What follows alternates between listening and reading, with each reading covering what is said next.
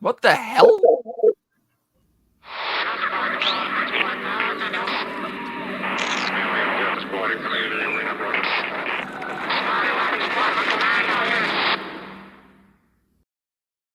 Hello there. Welcome to the Force Collective. Way to start it off, Sir Railway.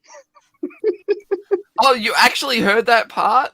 Yes. Yeah, we all did. Oh, sorry. Yeah. I mean, sorry, all I heard was bark, bark. Oh, those are my dogs. Yeah, they went nuts like at just the right time, it seems. They wanted to be Yeah. on the stream. I was just like, what the hell was that? Yeah. Well, we got the first half of that statement. But yes, we're back. We're back in a very unique way. This is the final discussion of the Book of Boba Fett, at least in the capacity that we are, discussing it.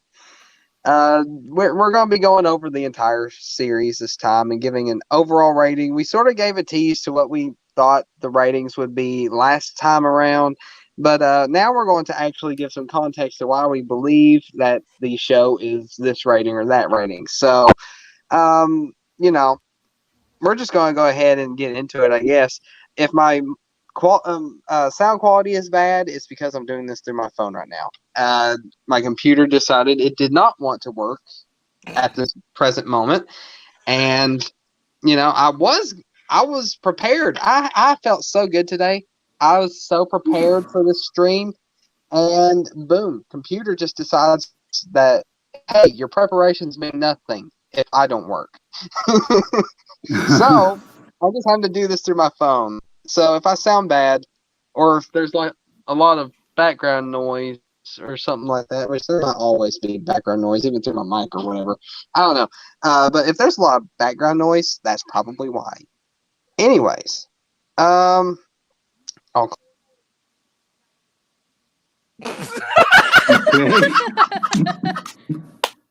Oh my.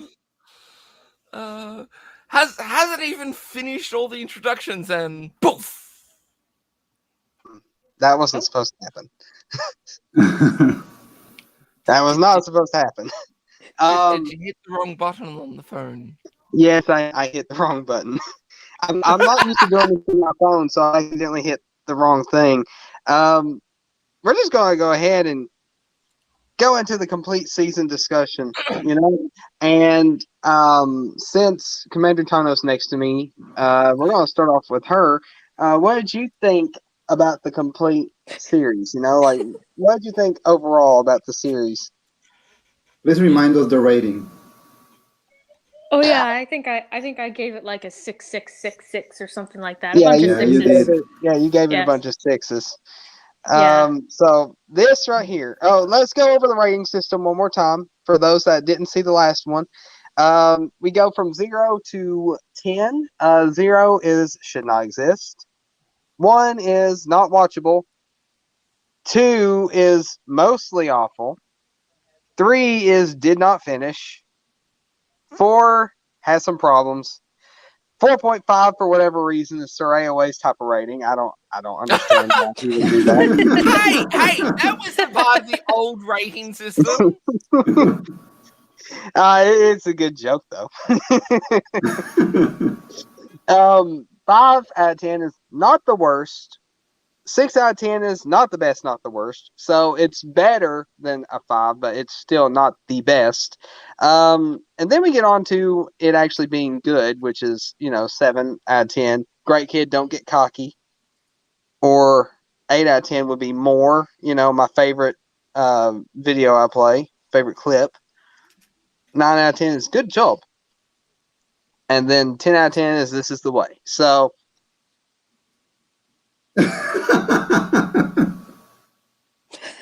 Right. This is the way. This is going to be a fun stream. this. I hate this. Absolutely. I hate doing this. Okay. We're enjoying it. Just You're you having actually fun. read the chat. I'm looking. Let's see. Okay. There we go. I didn't cut myself out this time after I did that. All right, let me remove this banner because see on my computer I was able to do all this stuff much easier. All right. So, anyways, I guess before we get on to Commander Tano, we're going to go ahead and let the sponsor team take over. So, go ahead, sponsor team. Thanks for that, Shade. Today's sponsor for the Force Collective is Rancor Riding Equipment Emporium. Are you in need to ride into town to show off your big dick energy? Do you have the need to have people flee in terror in front of you? Does the idea of turning your enemies into fertilizer appeal to you? Is there a Rancor nearby or at home? Then come down and buy the best riding equipment on Tatooine. We have everything under one roof for any wannabe warlord. Could want to have their enemies or subjects huddle together and scream. You'll find the store just outside Toshi Station, right near the power converter store. Rancor Riding Equipment Emporium. When you need to compensate for something. Back to you, Shay. Well, that was an interesting one. Let's see. That's a good one though. I thought that was pretty funny. Especially the power converter part. That was good. Thank you, sponsor team. You're awesome. You're welcome. Oh, look, my computer is somewhat working. It's still not working Easy, right, though. easy. Right. Don't scare her. Huh? What? If you're going to go back to your computer, do it gently. Don't scare her. Oh, yeah. I'll try not to. I'm sorry, computer. While I'm getting it to work, I'm going to mute myself here for just a second, but I'm going to go ahead and let Commander Tano take over from here. Just go ahead and give us your complete thoughts. Just go in depth about what you thought about this season. If you want to go into specific episodes and talk about what you did or didn't like, go right ahead. We got 2 hours to almost 3 hours worth of time to go. So have at it. Oh my, have at it. Oh, where to begin? I think a lot of how what I'd have to say or how I feel about the series is very similar to what I have to say about the finale.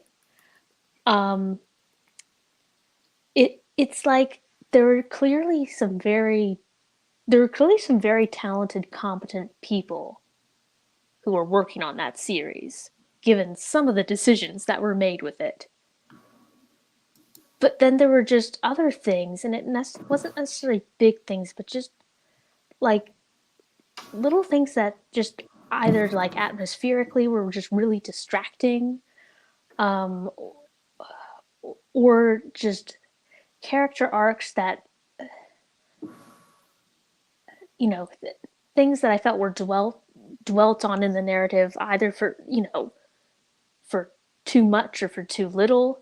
That is kind of a really strange move to bring in, like for instance, to bring in Cad Bane, where he says a couple lines in the penultimate episode, and then the final one, they get rid of him. And the thing is, some people were not fine with Boba Fett killing Cad Bane. I totally am, but I feel like you should have brought him in earlier in the series if you were going to kill him at the end of this season. So stuff like that, just kind of the pacing where I just think it was kind of off. And I think, in retrospect, they should have just, like I keep saying, they should have just did one big giant live action series and have it incorporate all of this material, and then have writers and directors feel free to spend as much time on different storylines and overlappings of those as they feel is necessary, and not feel constrained. Oh, we've got to fit the Boba Fett thing into this series with 7 episodes, or we got to fit this thing into this little tiny arc of 2 episodes. Just let let writers kind of take their time to draw things out. It's better to just kind of, and I get, and I get people, and this is why I get sometimes a little bit nervous when I hear a lot of people complain about, say, filler episodes in a series. And I understand the complaint, I understand the concern, and I do think there is such a thing as filler episodes. But if I was advising someone writing a series like this and telling them whether to err on the side of more filler or have try to go for the most condensed storyline possible, I would just aim for more filler, because it's like if you get episodes that are filler, you can always skip them. Whereas if you feel you've got kind of a story that just doesn't have enough meat on it, there's nothing you can really do to kind of mitigate that. I can't just kind of skip over. It's like there's just stuff that's missing, and it's always going to be missing. You can always trim away fat. You can't really put it back on once something's been produced. You can absolutely put fat Yeah, back on. technically you can. I mean, in terms, yeah. I mean, in terms of in terms of this, you can't do that for. That's the point. It's like the bit with the Cad Bane thing. You can't really add more to it unless you want to go and resurrect him or whatever. It's stuff. Once you've trimmed the hair, you're kind of left with the bob. Yeah.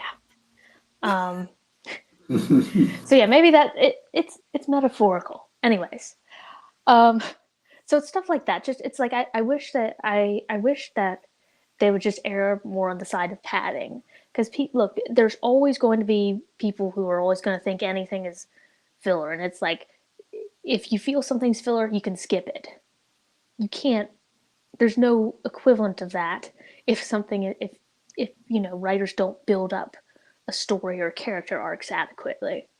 So I wish there'd been more of that. I wish they'd take more time. And I don't care if people were like antsy and like, oh, I want to get forward with the story. It's like, well, whatever. You can when you get the whole series or season released, you can pick and choose what you watch. That's it. But I kind of like being able to just kind of casually sit back and kind of slowly immerse myself in the world of the story and not feel kind of rushed on the way out. So there's that, and there's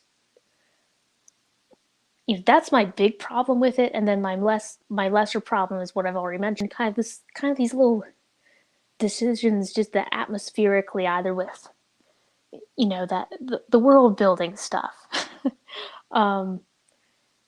Just little things like how certain characters talk in that story, or how certain things look, where it's like yeah, I get you're telling me this is Star Wars, but it doesn't feel like that. And someone might counter and say, well, you just don't want anything new in Star Wars. It's like, no, I'm cool with new things, and they've demonstrated that they can do new planets, new sets that feel like they belong in that universe. That's not it.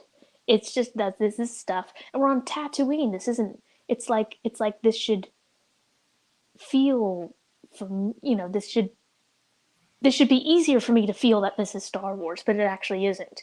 It's like there are, like, say, new worlds that were created in like the last couple seasons of The Mandalorian that I felt were more. It gave me more of the Star Wars feel versus some of the scenes that I got in this Boba Fett series. Yeah, and it's just, and once again, it's nothing. It's not the worst thing, but it is really, really distracting. And I think I probably wouldn't notice that stuff so much if I didn't have bigger issues with with pacing and character arcs and all that stuff. And is that shallow of me or petty of me? Sure, whatever. But that's the thing. It's kind of like when people don't understand how people will nitpick minutia of, say, the Rise of Skywalker, but not nitpick minutia of the prequels. I think that accusation's a little bit disingenuous. I think people do that with the prequels, movies that they love, and with the Rise of Skywalker. But that's also, it's like, so what? It's like, that's a failing on you as a writer and director. If people, you should write stories such that people are so attached to the characters and the plot that they can be forgiving and maybe overlook some goof ups you may have had with kind of more of the polish of it. So The, I'd say the, that's the, all. I say those criticisms are fair play. If you can't hammer out the basics. the funny thing is, though, the people that normally complain about nitpicking, well, then more than happy, more than happy to nitpick other things and then fail to do it properly. Yeah, that's true too. Because the thing is that I think someone was sort of going, "Oh, the fight scene at the end of Force Awakens is absolute crap, yada yada yada." And then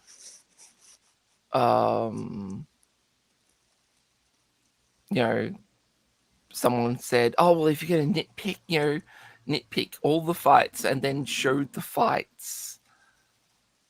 of the fights in some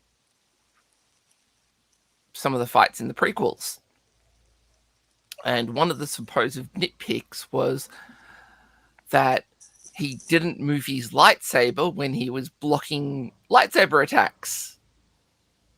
In other words, he didn't change the position of his lightsaber. He just moved it across. Yeah. And I'm sitting here going, yes, that's called a upper guard block. And if you don't need to Tell me you don't know anything about swordplay without telling me you don't know anything about swordplay. Exactly. And I'm just sort of like going, why should he move the lightsaber if all he needs to do to defend is just move his lightsaber across, from left to right?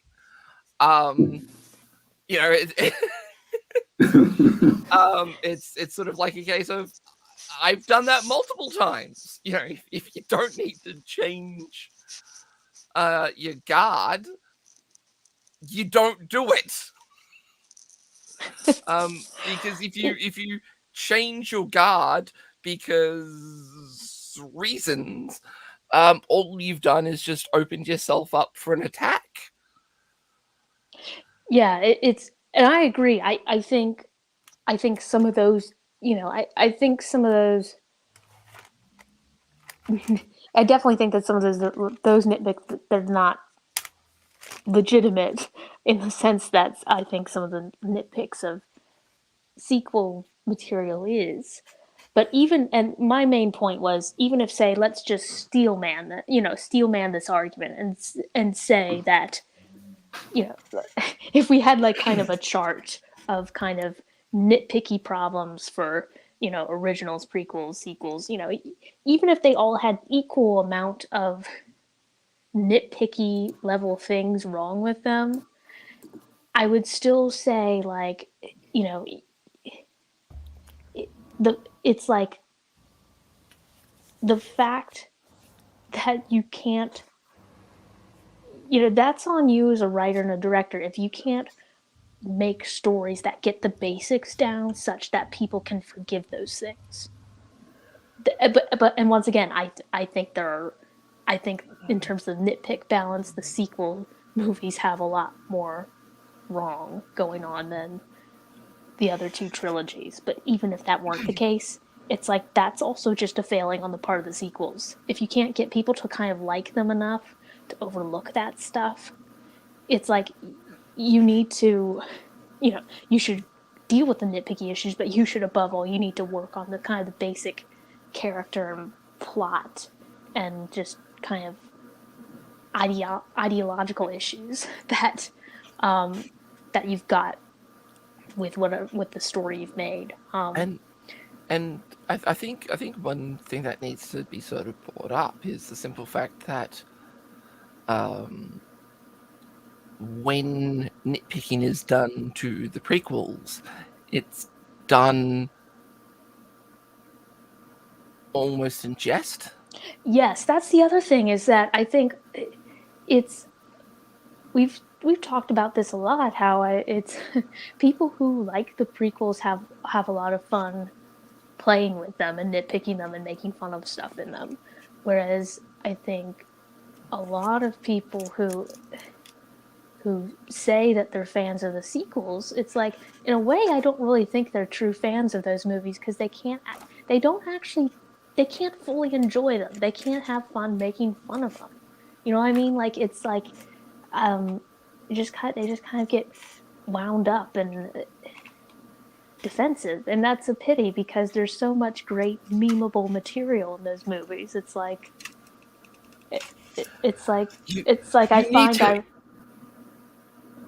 I find ironically we enjoy we enjoy those movies in a sense more than they do. It's kind of a strange thing, but yeah. Hello there. You need to... Jesus! Yes, that's exactly the feeling I'm feeling right now. This is where the fun begins. No, it isn't, because you've just ruined the fun.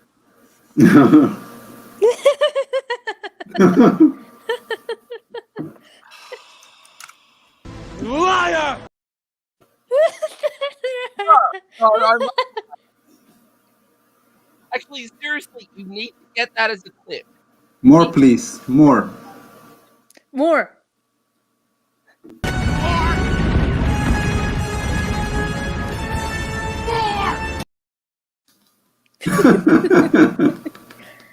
Like, no, Shay, you need to, when it's Sir AOA's turn, you need to just keep playing clips. Just have that. Don't give him ideas. This is where the fun begins.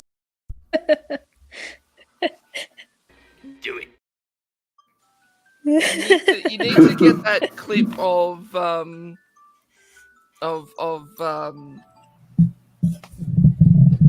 the boring girl kissing Finn as the Rose. Yeah, that's it. When it was the name, all I could think of was Kelly Marie Tran. What was the character's name again? Rose Tico. Yeah. No, he really needs to get the clip of Rose Tico and that classic line of, you need to protect the people you love as the doors blow up and probably a lot of people they love died. Hold on. Yeah. I finally got things working, but I accidentally cut myself out again. Okay, so you want this one, right?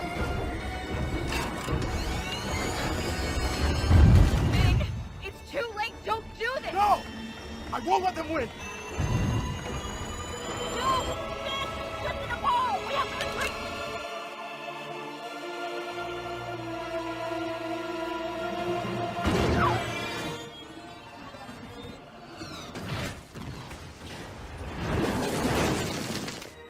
I saved you.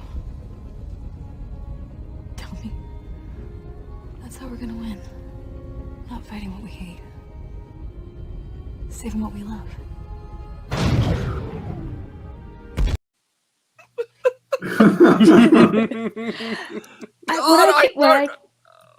It's like, in reality, she would have killed him. Yeah. And a whole lot of other people. Yeah, I agree.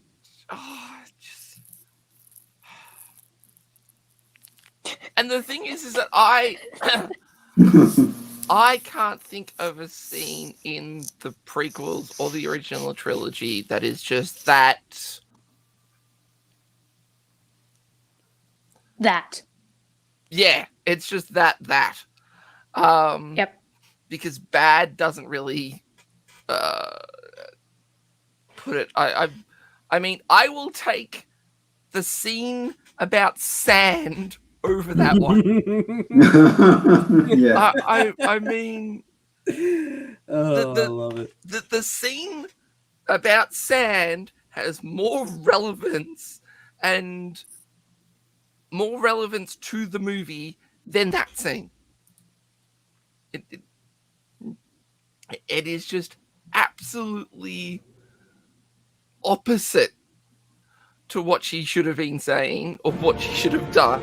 Only a Sith deals in absolutes. Only a Sith. I'm having a hard time. I'm sorry. Yeah, we can see. No problem. But you said that it was absolutely, and I just had to play it. Because only a Sith deals in absolutes. But I didn't mean to play it like 3 times. I think I played it. I don't know. You need to get the stand clip yeah, too. Yeah, there's just no... There's no scenes like that in the prequel or original trilogy that are just that sort of out of place.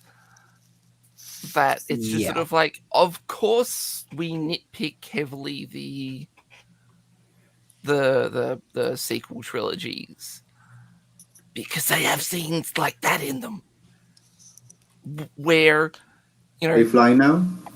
yeah, exactly. They fly now! They fly now! They fly now! Yeah, perfect. Perfection. But They should have said that when Mando and Boba Fett came out flying, shooting pikes. Oh God! They should have had the pike saying that. Sense. Yeah. Fly now! God, now that makes me want to re-edit like that. I actually would have. I actually would have, if they had done that, I would have been like so happy. It would have been just so bad that I've made it good. Yes, because yet again, it would make make about as much sense as Rose Tico's scene in that section. Mm-hmm. But the thing is that, yeah, of course we nitpick because the thing is that the problems are so obvious that you don't need to. Well, actually, you don't really need to nitpick. You can just watch and go, "Oh God, what have they done?" I mean, the thing is that you don't need to watch the throne scene in The Last Jedi in a slow speed to know that the choreography is absolutely stuffed. I love how you said at a slow speed. I think you were referencing something. Something that's not on the channel anymore, unfortunately. But yeah, I mean, I managed to see a sort of it was in a discussion about the throne room scene. Mm-hmm. Yeah, and they actually had fight choreographers essentially review the scene, and they just tore it apart. Yep. Sorry. And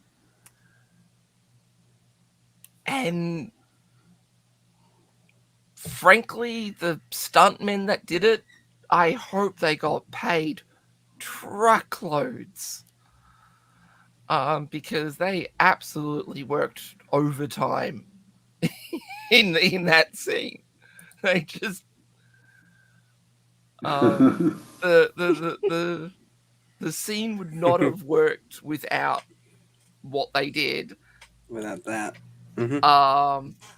No, you actually could have removed that from the scene and removed him from the scene and probably would have still been as crazy, but Liar!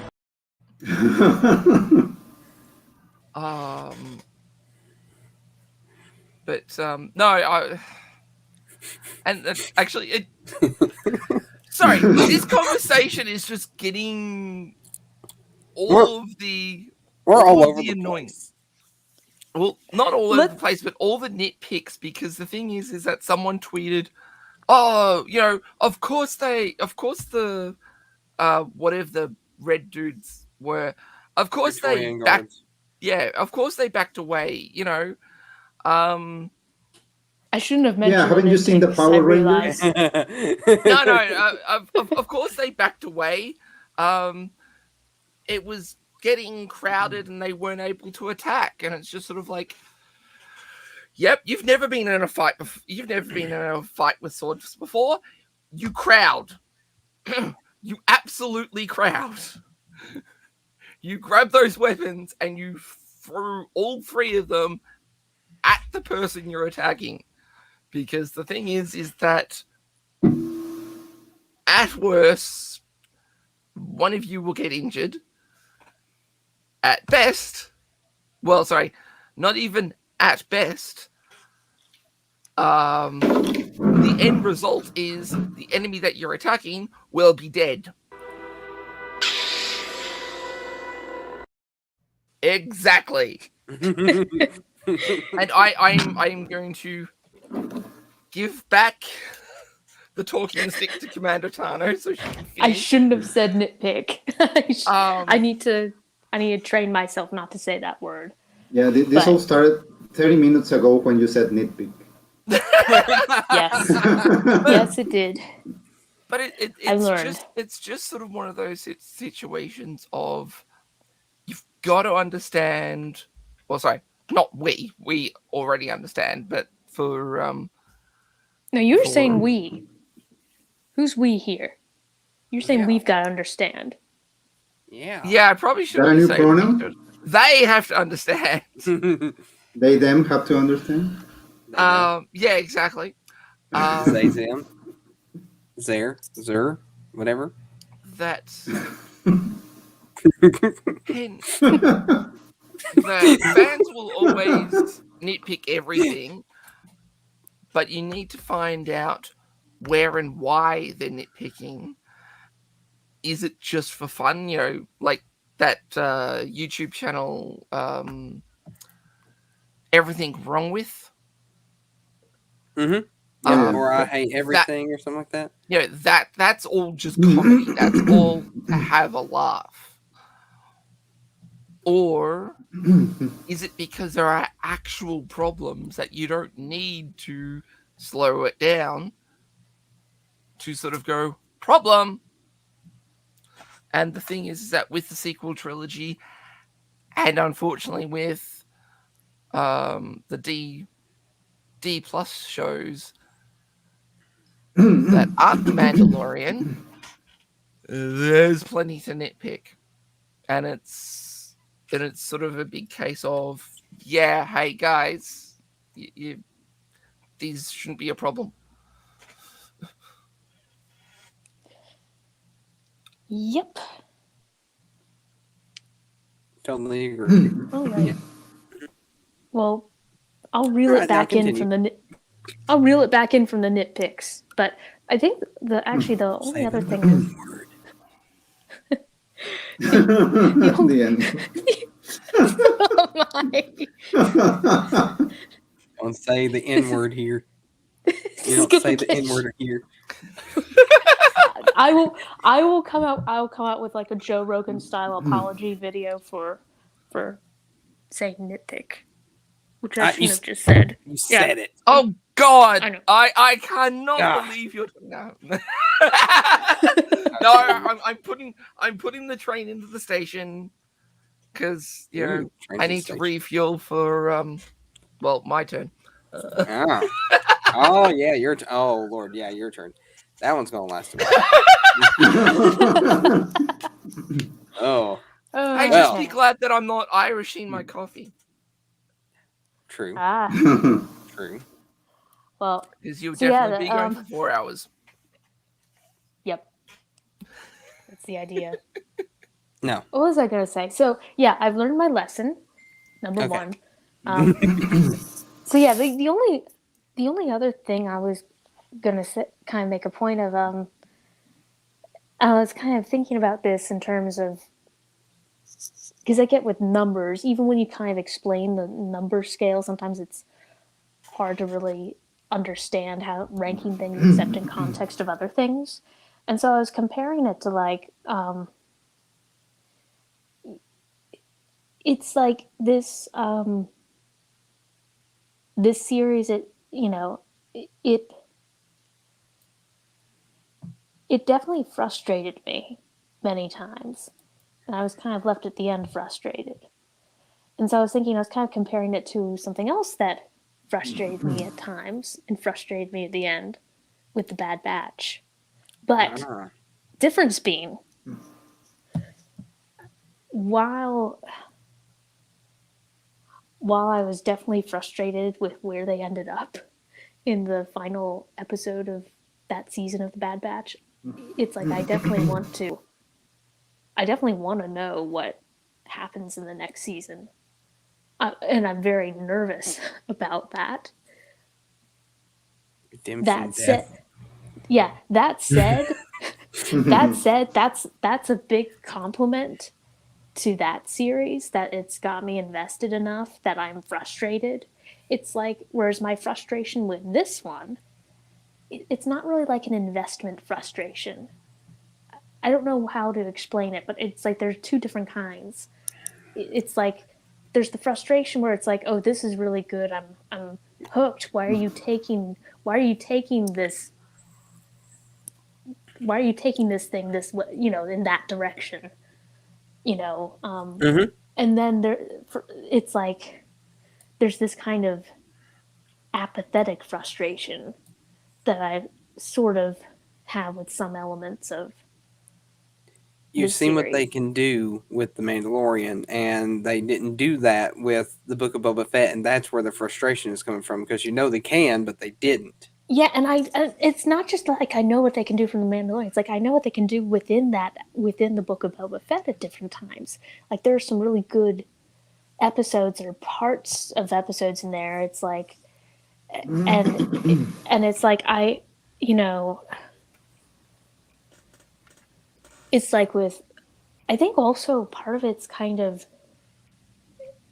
and where it's like I'm more hopeful with the Bad Batch versus the Book of Boba Fett, or versus with live action Star Wars at present, is just because most people, I think, don't take animated stories as seriously, or there's not as much hype kind of surrounding them.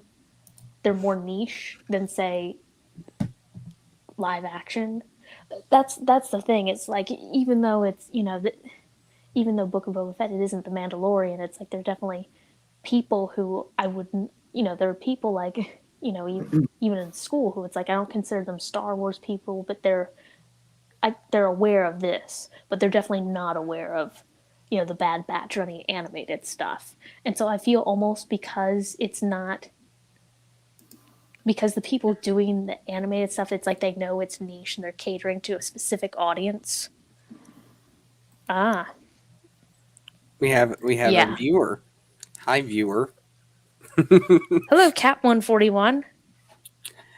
Yeah, I agree with that. I think that bit with it was being taken over by the Mandalorian. I think they should have just given themselves more episodes and allowed themselves more freedom to stretch out all these arcs as much as they felt like.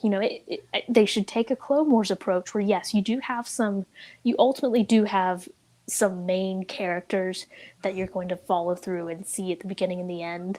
But there are plenty of long arcs that say don't involve Ahsoka, or don't involve Rex, or don't involve Anakin, or don't, what I mean? So it's, and I feel like that they should have, if they want to make kind of the main live action stuff about the Mandalorian, that's fine, but they should also feel free to dive deeply into other worlds and character arcs and serve those with as many episodes as they can feel necessary and not feel constrained by that. Audiences can, they're fine with that. They can learn, they can be patient, or if they don't want to watch certain episodes, they just want the Mandalorian episodes, it's easy to just skip episodes if they want that. Let people have choices. Because you can always skip, you can't put in material that you've cut out. It's gone. But yeah, so it's you just come up with a director's cut. There you go. Special edition, everything. Special edition. But yeah, because like just the animation stuff, it's just more niche to begin with. I think that they're not thinking about how to cater to just to people who are kind of casual audiences or whatever.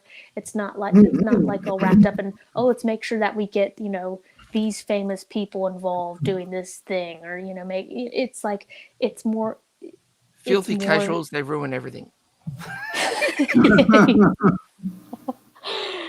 And the thing is, I think also they're kind of underestimating what the casuals are capable of consuming too.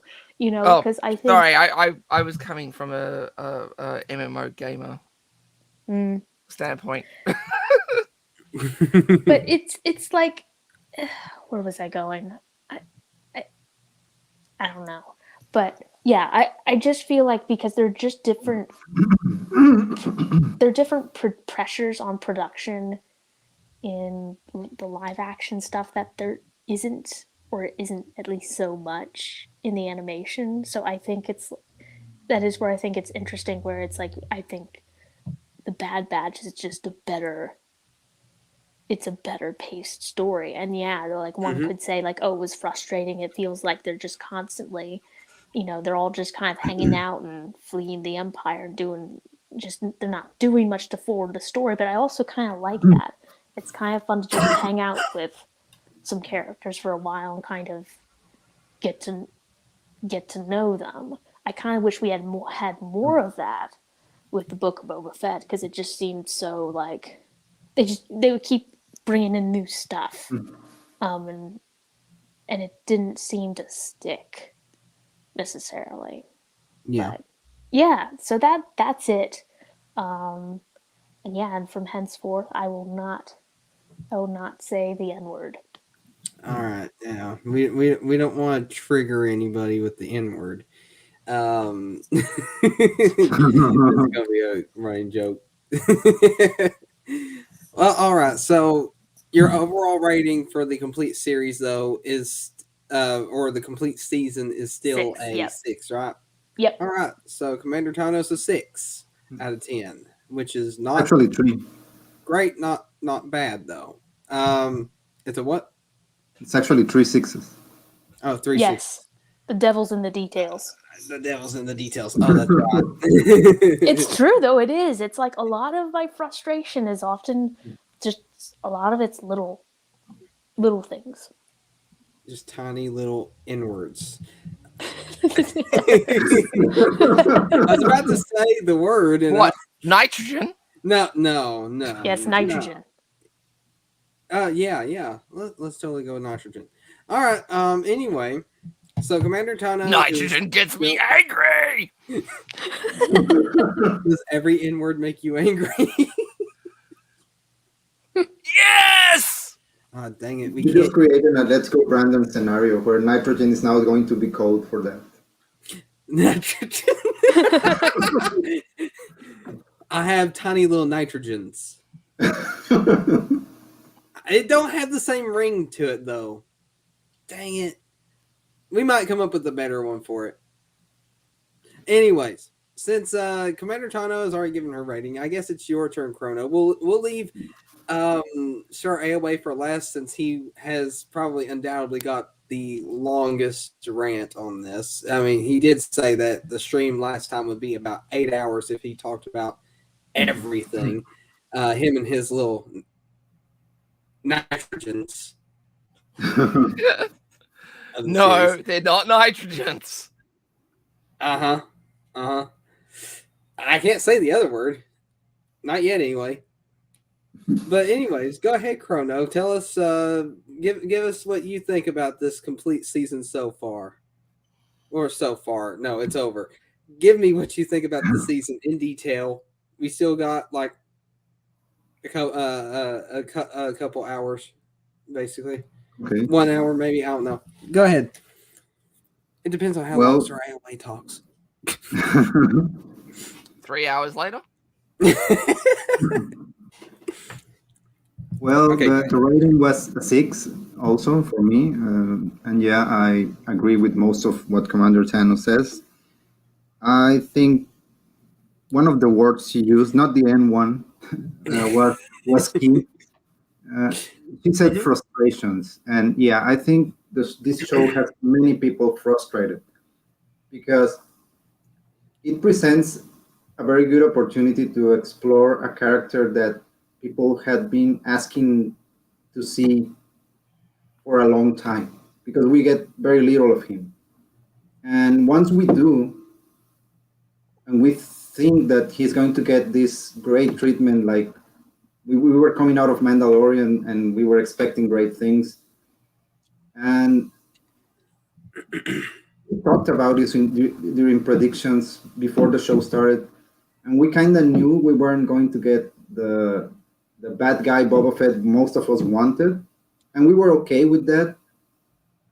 And I think we still are okay with him changing his ways. But the way he presented him is very disrespectful to the character because he accomplished nothing. He was presented as this person who embarked himself into a journey to change his ways, to take over some awful place, to try to make him into something good. You got a good story going there, but then you execute in the most ridiculous and stupid way, having him always on the floor, never actually getting anything done, and always going to these other side stories to distract the audience. And it's like, then what was your show about? Because when it ends, it feels really empty. Feels like, yeah, I watched a show about a character who cannot get anything done. And it's like that's not the way it's supposed to be. You're supposed to always be focused on what happens with every protagonist in every story. I mean, if he's the one you're telling the story about, we should be invested in him. And the best episodes of the whole season were the ones he wasn't in. That's ridiculous. He had a cameo in his own show. And I think that's the main issue with the show. I mean, we could we just went on about the N word, but the real reason we can focus on all those little N's is because how could you not, when they don't give you anything else to work with? When they say we give a pass on the original trilogy and any other media, yeah, we sometimes do, but that's because those shows and then that media is good. So if I see one little bit of stuff out of place or something that maybe could have been executed better, I can overlook that because the stuff I'm getting is really good. Mm-hmm. So yeah, you can look the other way and you can say, oh yeah, that lightsaber should have been blue instead of green, or yeah, that ship is not supposed to be there. Doesn't matter because the end result is good. Mm-hmm. Even we were joking about the sand scene, but actually the sand scene comes from a place of they wanted to show a very emotional side of the character, and it came out cheesy and stupid. But it wasn't them trying to make him look stupid. It's very different than when you try to shoehorn some stuff like the girl power scenes in some movies, or like whenever you try to make a specific character like Rey being able to do everything just because she's a woman. When you do these things, people can tell, and that's why they don't get a pass. Yep. And yeah, I think the real issue with the whole show is that they are not being respectful of the characters. They did the same with Cat Bane. I mean, I have no issue with the fact that the showrunners tell me that Boba Fett can beat Cat Bane. Yeah, I can absolutely buy into that. But it's very hard to buy into that when you have spent a whole season showing me a Boba Fett that cannot do a damn thing. I mean, every fight he got help and he got rescued. And of course, when you try to tell me this guy who has been on the floor most of the season is going to come and end Cat Bane after 2 or 3 lines and a very brief fight, which the fight was actually good. I wish we could have got more of Boba Fett like that. Mm-hmm. But it's very hard to root for him when he has been a complete idiot the whole season. Also, you don't do that to Cat Bane. I mean, what was the point? We went into this last time. Yeah, that's exactly what they did. Yep. Why would you spend time and money bringing this character to life, getting everyone excited, only to kill him and not even having a chance to do something cool? Because at the very least, we can give that version of Luke, even if we don't like it, he had at least a chance to do something. He had time to show us what he was like. And he even had this scene, the scene with from the clip, the one with when he gets blasted and nothing happens, and he at least had that going for him. Cat Bane did nothing but scare the Rancor, fight Boba Fett, and shoot Cobb Band. That was all we got from Cat Bane, and I don't think it's fair to the character. And I mean, I like him. I'm not super invested in Cat Bane, but I like the character. I can only imagine people who are super fans of that character are very pissed right now. Mm-hmm. Yeah. Because they will not get any more of that. And it sucks because that character, unlike some of the other aliens in the show, he looked good. Mm-hmm. Yep. And now we won't be getting any more of him, or maybe we will. I don't know. Depends on. I was just about to say that. Yeah. At this point, who knows? I mean, somehow Cad Bane returned. Yeah. That always works. Yeah, it always works. Stay tuned, guys, for the Book of Boba Fett, Cad Bane's Return. That's what it's going to be called, Season 2, Cad Bane's Return. And Cad Bane will be the main villain. Already predicted it. Prediction powers activated. So, I really hope you're right, because there's a lot of potential there. There really is, though. Like, a big battle between those two. One that lasts almost the entire episode, kind of big battle type of thing, you know? Yeah. That's what they really need. And I mean, he was in the Bad Batch for 2 episodes, and we loved those episodes. Mm-hmm. Oh, yeah. Only 2 episodes? It was only 2 episodes. It was like the episode where he shoots Hunter, and then the next episode where he's got Omega, but Fennec chases him down. Sorry, I was thinking Clone Wars, not Bad Batch. Yeah, Clone Wars, there's plenty of episodes with Cad Bane. Yeah. Not enough, though. There's still not enough, but there's plenty of episodes. We really just can't get enough of Cad Bane, and I really wish they'd show. The whole thing with Fennec was what I was actually hoping for. I mean, that scene with them fighting over who gets this girl. I forgot her name. Omega. Yeah. Omega. That whole chase and the way they fought and everything. That's very cool. That's the Cad Bane we want to see. So yeah, that is really interesting. Like how. Yeah, it's weird that it's like, okay, they knew how to handle him with that series, and then this one, it's like he was there for 2 seconds and then dead, gone. Though we do have to remember we are dealing with what 15-year-old older Cad Bane between those 2 series. Mm-hmm. Yeah, that's true. But see, the thing is, though, like Cad Bane still fought pretty good in the show. They may not have gave him a lot of fighting, but he did have a good, fight with Boba for the short duration of the fight. So, Yeah, when I say that we should have gotten, or we were looking forward to something like what we saw in the Bad Batch, it's not really about the action scenes. It's more about like in that episode, we can absolutely appreciate the fact that Cad Bane is a very dangerous opponent, and you never get that in the Book of Boba Fett. You get that he's this guy who's trying to intimidate everyone into not helping Boba Fett, but he doesn't justify the way he tries to intimidate people. You don't get to see him being this ruthless bounty hunter. That is what I wanted from him. I don't care if he doesn't jump from a tall building or makes stunts or everything. It doesn't matter. You can still maintain this aura of a very tough guy that's better left alone. And they didn't accomplish that with him in this show.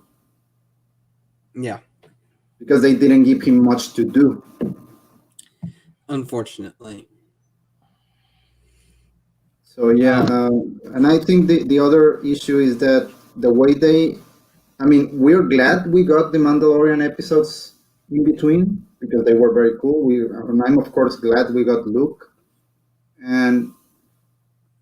But the problem with that is you took 2 episodes away from the show, which were better than the show itself, and I think that should have been handled in a different way. Or if you were going to put them in there, make the show longer and show us more from Boba Fett and more from Tatooine and more from Fennec, even more from the damn Power Rangers if you want to, but more of these people, because basically we just met the whole cast in different episodes, and then boom, it's all out battle for Tatooine.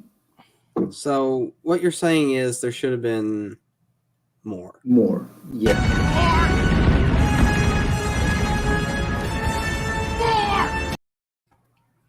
So that's what. Okay. Yeah. I just wanted to clarify that's what you were saying. Okay. And All right. another Continue. thing that Commander Tano said, and I completely agree, is that she was talking about filler, and yeah, filler episodes. The word filler is not necessarily a bad word or a bad thing, because yeah, filler means that you're not focusing on the main story or the main plot, but there is good filler. A lot of shows have good filler that you enjoy, and sometimes you even enjoy it more than the regular plot. It happens, and I would have liked to, for example, I just told you about I would be okay with seeing more of the Power Rangers. Maybe we didn't like them enough because we didn't get enough of them. If you had taken the time to say, hey, here are these new characters, this is what they can do, this is where they come from, this is what they are. But we don't know that. We just know they are a bunch of kids with colorful bikes who happen to be stealing stuff, and then they are recruited by Boba Fett. And that's it. That's all we know about them. Mm-hmm. That fight with water pistols. And fight with water pistols, yeah. What? Wait, wasn't the girl supposed to be a Dark Jedi? Like, what happened to the Dark Jedi thing that we were hearing so much about in this show? Oh yeah, they were saying something about it. I never understood what. Hey, wait a minute. In one of the trailers, didn't we get like an image of the Dark Jedi? Honestly, I don't remember right now. I feel like I seen like a Dark Jedi person in one of the trailers for the Book of Boba Fett. Now I want to go back and watch the Book of Boba Fett trailers and see if I'm right. Because if I am right, we didn't get that particular scene. Like, at all. It's probably a case like the Knights of Ren that suddenly disappeared. Oh, yeah. That's probably what it is. They probably just, took them and they forgot about that plot point. Yeeted them over the shoulder. So. and then they will walk into Mos Espa and someone will go, Dark Jedi. Cool. Yeah, cool. Okay.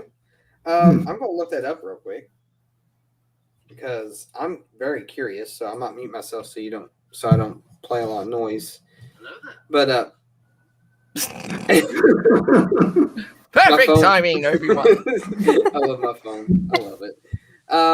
But is there anything else you'd like to say before I do my thing?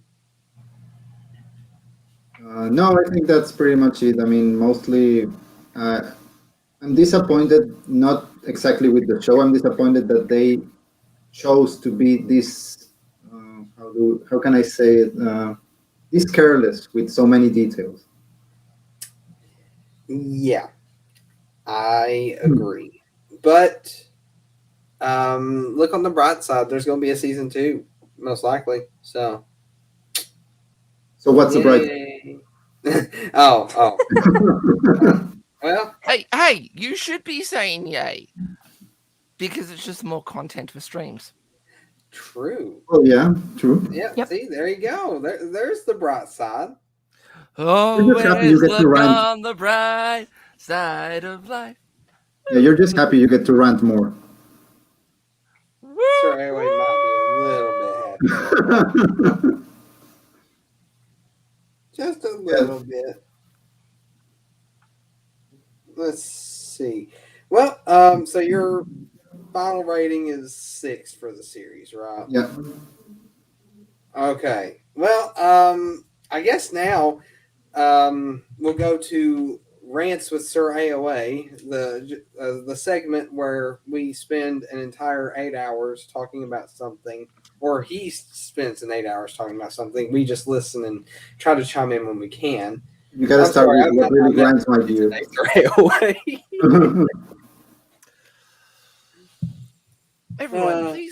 Everyone, please make sure that your luggage is safely towed away as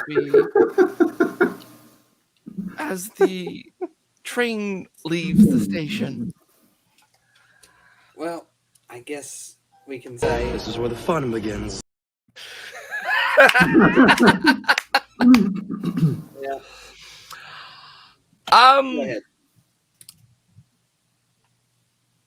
The very first thing that I should probably say when we are talking about this show or this season is a really good story let down by really bad editing. And I'm not just talking about editing of the scenes. I'm also just like talking about story editing, as in the written story is badly edited. Now the thing is that the whole Tuscan story could have been really compelling if we didn't constantly get shoved back into present day Mos Espa to see how much of a weak boss Boba Fett is. Yeah, I forgot halfway that I needed to speak international and not Australian. You saved it. Now, because the thing is that essentially finding out why he wanted to do the whole rule with respect thing in season 4 after watching him pretty much get smacked on the floor for 3 episodes. It wasn't compelling. And it just, by the time it got to that point, it was sort of like, yeah, I kind of don't care now. Where if they had have edited the season, so episodes 1, 2, and 3, Tuscan storyline, 4, 5, and 6, present day, leading up to the war, would have been better. because we would have been going into present day Mos Espa knowing that Boba Fett isn't going to vaporize every second person because they looked at him funny. Though I don't think he probably would have done that in the OT anyway, but, you know, we wouldn't be expecting someone that would shoot first, shoot second, and then when everyone's dead, disintegration, and then ask questions. And we've lost a shade.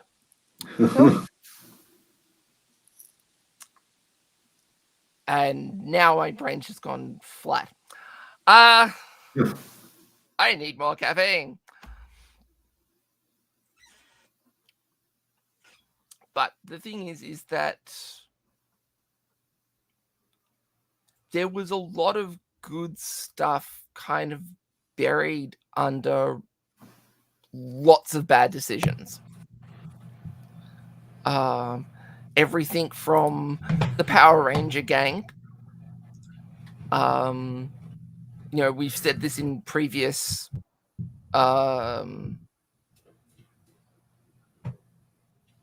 episodes that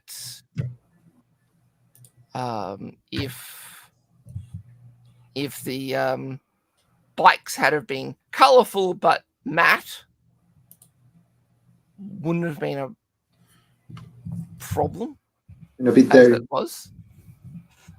But just how bright and shiny they were, especially on Tatooine, where there's this thing called sandstorms,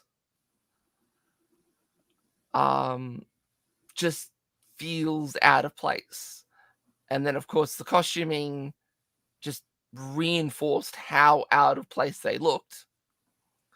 So, of course, everyone zeroed in on it. Now, if the mayor's assistant, I can't even remember the guy's name. Hang on, did the guy have a name? The bootlicker. There we go. That's the name. That's the name we'll give to him. If the bootlicker doesn't have a shiny paint job on his getaway vehicle, how the hell do the Espers have shiny paint jobs? Because, I mean, the thing is that the bootlicker would probably have a lot more credits to spend on a good paint job, and not even he has a shiny new paint job. So how does the mods do it? That is a decision that should have been obvious. Hey, real quick, before you go on, because I have something very interesting right here. Okay? Now, I don't remember seeing this. I don't know if you've seen this. I could be totally blind and not have realized that it was in the Book of Boba Fett. But the Dark Jedi that I was talking about, let me show you. Let me pull it up.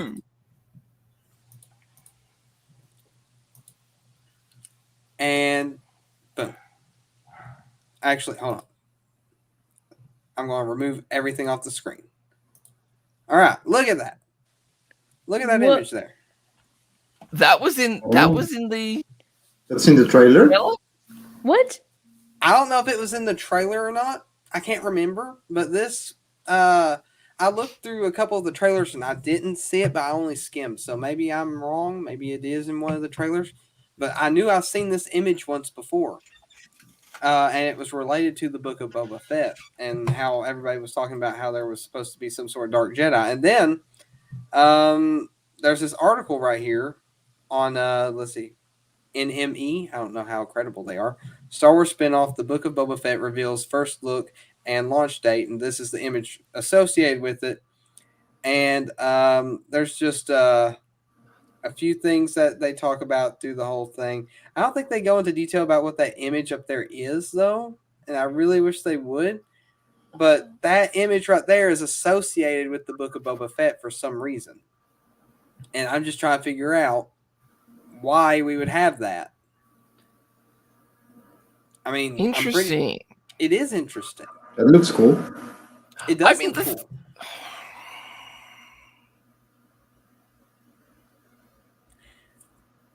I just... Yeah. I don't know if that's like... I know it's official. But... Or as far as I can tell, it's official. But... It doesn't... We never seen it in the show itself. So whenever I looked up Dark Jedi, or the Book of Boba Fett, Dark Jedi, that was one of the things that popped up. And, you know, a lot of people were speculating that the girl, I think her name was Dratch in the show, was Arden Lynn, which I think we've been confirmed that it is not. But they were thinking that she was the Dark Jedi, which would have been pretty interesting to see. And the whole time throughout the show, I was waiting for her to do something Force related. And, well, it never happened. And I was waiting for this particular character, the one that we're seeing on the screen right now, to show up somewhere because I knew I'd seen it somewhere. And it was official and related to the show. I wanted to see it. I don't know where it went. It didn't show up. I'm just saying, like, I wish they would have, you know, showed us what this is about right here. Yeah. I don't know. But the article was like the first look at the Book of Boba Fett, and then boom, nice little piece of work right here. A beautiful armored person. And we never got to see this person ever. Must have been scrapped. May have been. I still think that this has relation to that Dark Jedi due to the Jedi symbol on their gauntlet there. Yeah. Actually, I gotta admit, I'm kind of glad we didn't see it because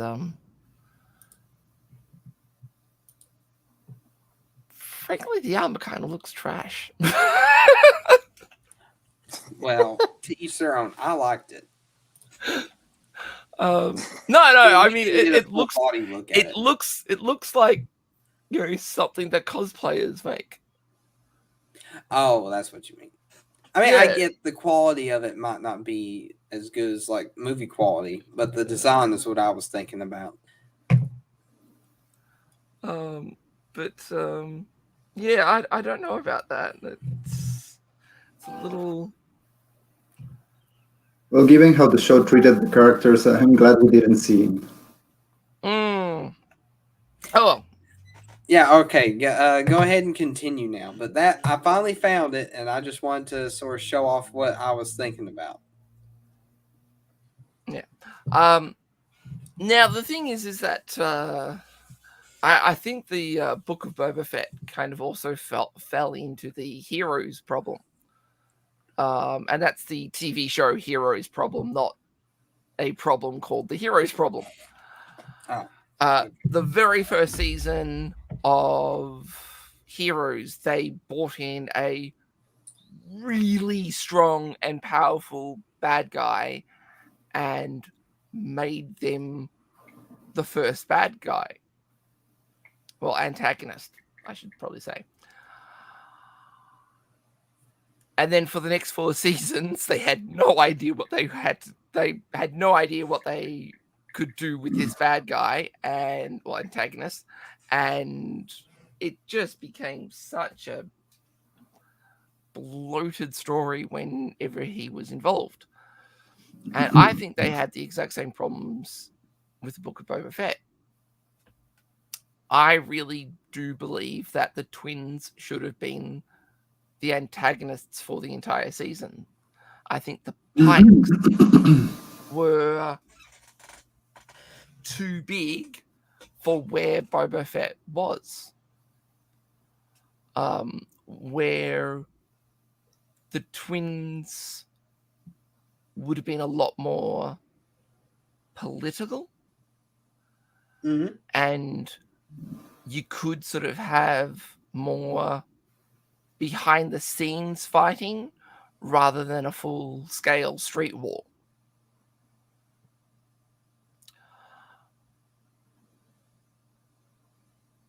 And the thing is that a full scale street war would have fit better for an established Boba Fett as Lord of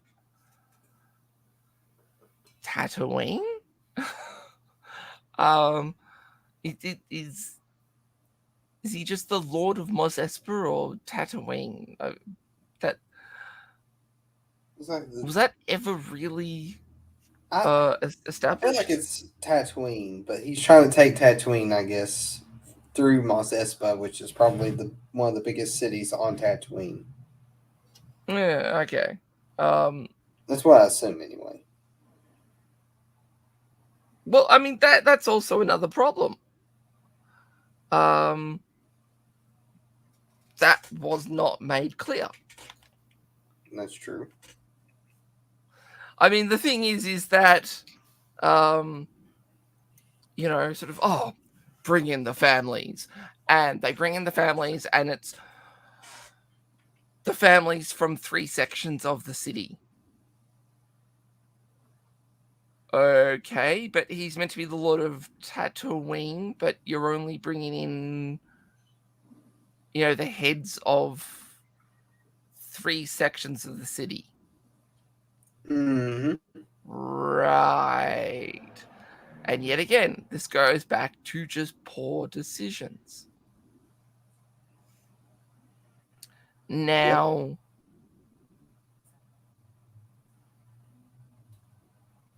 this is where the establishment season would have been a lot better, because maybe he just needed to establish himself in Mos Espa, and then he goes out to all the other cities, and that's when he bumps heads with the Pikes.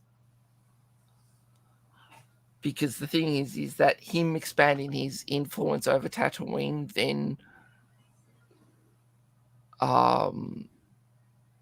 then bumps up to the Pikes.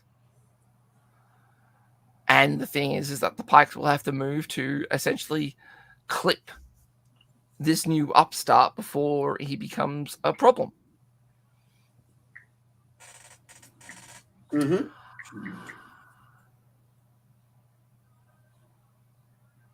And yet again, just goes back to bad decisions, because that would have been a better season 2, not a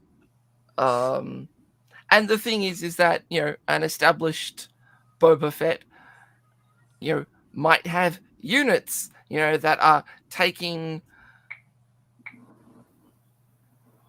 Oh, I've forgotten some of the other places on Tatooine. Mos Eisley. There we go. Oh, well, I knew that one. Should have mentioned it. As the Pikes are taking Mos Espa, you could send units to take Mos Eisley, or Toshi Station.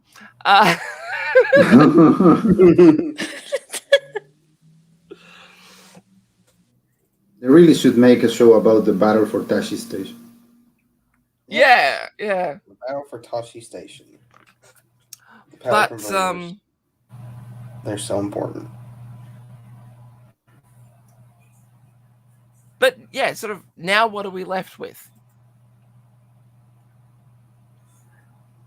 I really sort of don't know where the story can go now. But yeah.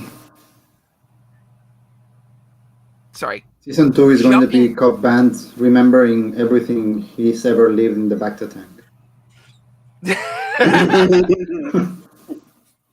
We'll get the book of the time traveling back to tank.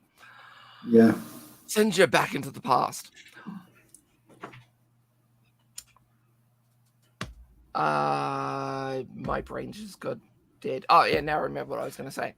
But the thing is that the one thing that I definitely wanted to bring up is that I don't mind where they took Boba Fett. My problem is that they stuffed it up so badly. Because the thing is that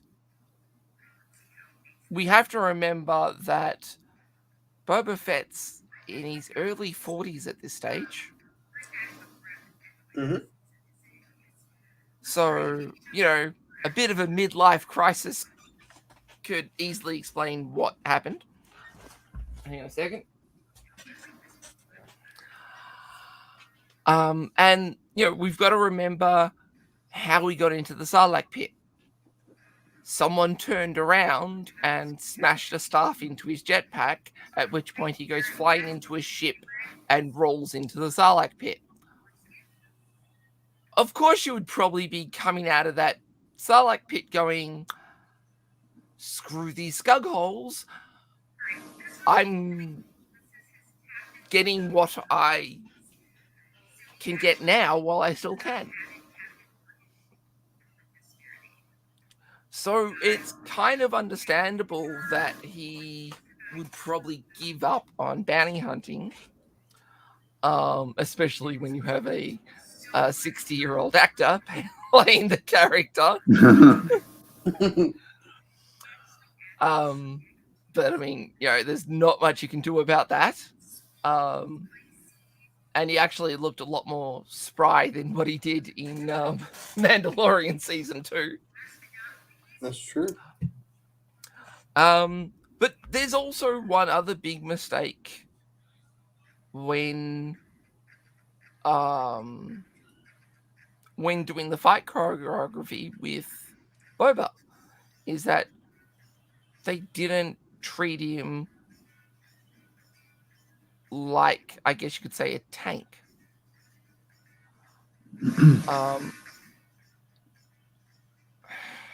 Just trying to think of how to explain this.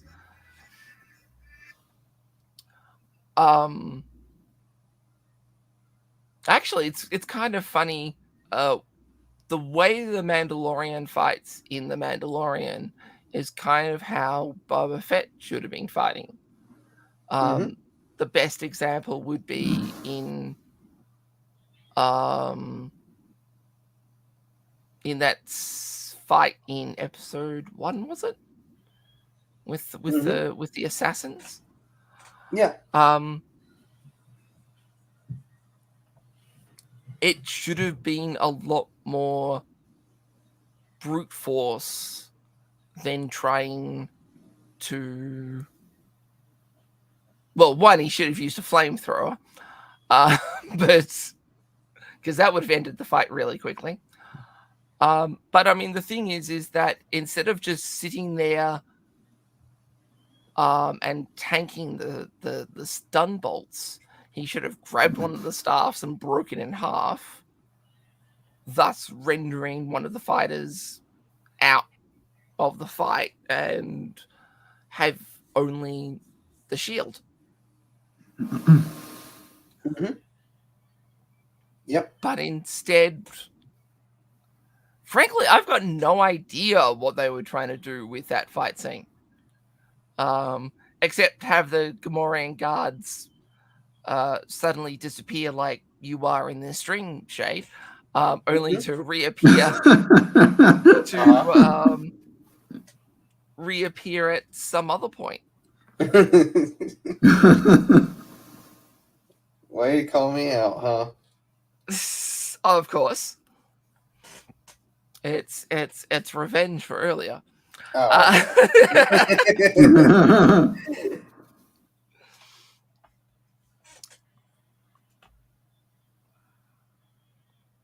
Awkward silence. But yeah, I thought you had muted him. It's just sort of...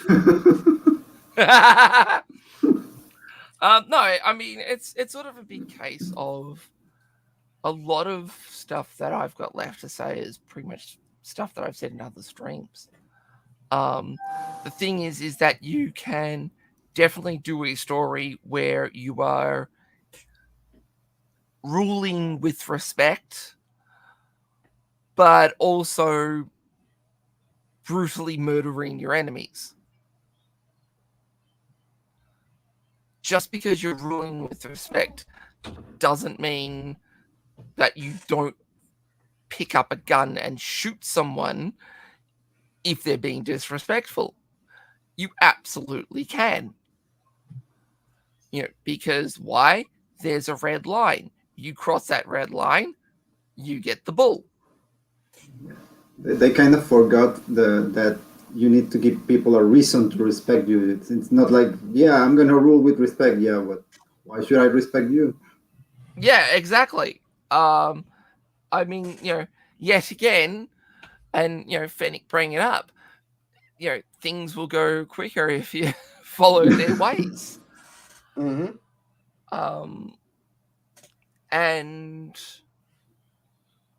when you're dealing with criminals, yeah, okay, you can sort of deal with the general public with respect, but when it comes to the criminal houses, if they disrespect you, you shoot them, because that's the game they play. You kind of need to play the same game. It doesn't mean you go and instantly start a bloody gang war because they disrespected you, but you kind of have to, well, do some rancor riding to show off your big, what energy. And the thing is that we kind of didn't see that until the absolute final episode. Yep. And that was just like, 3 episodes too late. Yep. I mean, the thing is that final episode should have been everyone showing how kick-ass they are, not just, oh, finally we get Boba Fett showing that he's kick-ass. And yet again, this comes back to choices. The mods were wielding goddamn water pistols. I'm pretty sure the palace would have had a goddamn armory. It should have. I don't think they need to all be wielding bazookas or anything like that. But something that has a little bit more punch than a pea shooter. Yeah, I think they might have some of that, and that's probably what they should have been wielding. If you wanted to show that they more fought with pea shooters, have them fight earlier. And then Boba Fett goes, yeah, that's not enough. Here, armory, choose. Yep. And if they went, oh no, but we use this. No, choose, we're fighting a goddamn war.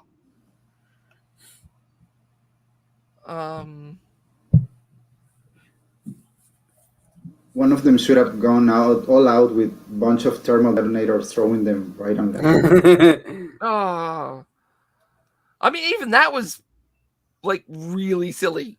No one had any grenades. Nope. Well, no one had any grenades. To be fair, they are in a city. They probably But they destroy it anyway. Well, that's true. Yeah. But you've got to remember, the Pikes blew up an entire bar. That is true. It's not like they're not going to bring in heavy equipment. Oh, wait, hang on. They did bring in heavy equipment. That is true. I'm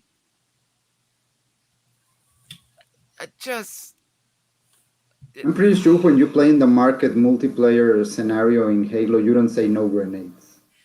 That's true. That's That's And, true. we're not talking about tactical missiles here. So, a door and a few windows might get blown open. Still, true. a lot more replaceable than an entire goddamn building. Which is something Um, a Rancor also had destroyed, right? Didn't the Rancor destroy a few things? Yeah, pretty Destroy a much. lot of things. Okay, that's what I thought. And those droids also destroyed a fair few things. Yeah. And talking about the Rancor, you have a gunship and you bring in an animal. Yeah, you know what he should have done? Seismic charge. Yeah, There you go. Yep. you level the city, no battle, you win. Yeah, exactly. Yeah.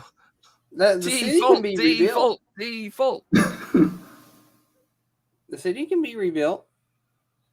Shade for mayor, please. And you can rebuild with the palace in the middle of it. So yeah, so there you go. So you can always show off Big D energy. Yeah, take Jabba's palace and push it into the center of the city. Boom. But I mean, all of this comes down to choices, and I don't know what they were actually meaning to choose. Because it definitely wasn't because of cool factor, because there were a lot of stuff that was just not cool. Mm-hmm. It definitely wasn't for story reasons.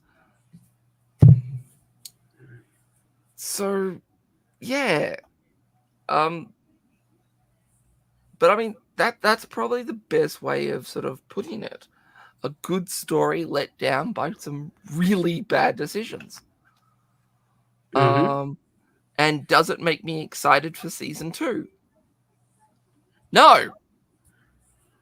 God, this doesn't actually make me excited for any more Disney shows. And it makes me actually less excited for something like The Mandalorian. Yep. Even though they're probably going to put all their energies into that show more than the book of Boba Fett. Well, I don't think it's so much them putting their energy into it. It's more of who's directing it. But I'll get into what I mean by that later. You go ahead. Yeah, but I mean, the thing is that the director wouldn't have had the choice about the mod gang. The director would have probably had a choice on how to color them, but the mod gang was going to be there. That's the thing I'd like to know is, and I get that it's kind of different with every different movie, every different series, production, whatever. Directors have varying levels of power, and some things are more they can decide, some things are more left to writers and designers. I'd be curious kind of what the power structure was for production with all this. Yeah. Mm-hmm. I would too. But from the sound of it, it was if Jon Favreau says jump, you say how high. Yeah, when they interviewed Tamora Morrison, he made it seem that way. When he was just suggesting that they would use less lines, and Yeah. he was on a plane somewhere else, and he called specifically saying, "No, tell him he has to record these lines." Yep. So, it's that's one of the main reasons why this show kind of makes me less excited about Disney shows than more excited. Yeah. Now I'm even worried about Kenobi. Yeah. Oh no. Well, we'll find out. I think around May of this year. Yeah. But I mean, how can you not? Because let's face it, Bad Batch wasn't the Clone Wars. No. And I don't mean, it wasn't the Clone Wars as in, oh, well, I just wanted more Clone Wars. No, it, wasn't as good as the Clone Wars. I'm solely talking about quality, and the Clone Wars has become such a beloved show, and frankly, Bad Batch is just not going to be anywhere near the Clone Wars.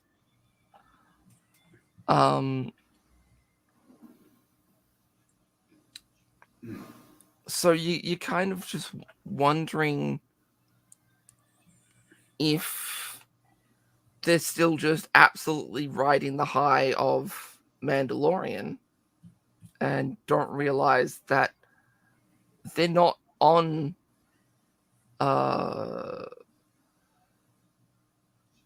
they're not on the high ground, they're actually in the swamps. Or, lava river. They're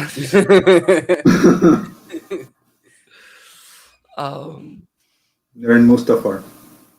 Yep. But I mean, that's the impression that I get, is that they. It's probably a little presumptuous to say that, they believe that they're untouchable or anything like that. That's probably not the right thing to say, but you're kind of sitting there going, you're kind of sort of sitting there going, did they really think this all the way through? And actually, that's one thing that I've got to bring up, is that all of the episodes and all of the story arcs seem bloody anemic. They seem completely undercooked. Why? I've got no idea. But that's the impression that I got, is that they could have used extra time to work on it. Or, extra time to have to flesh out the story. So, yeah.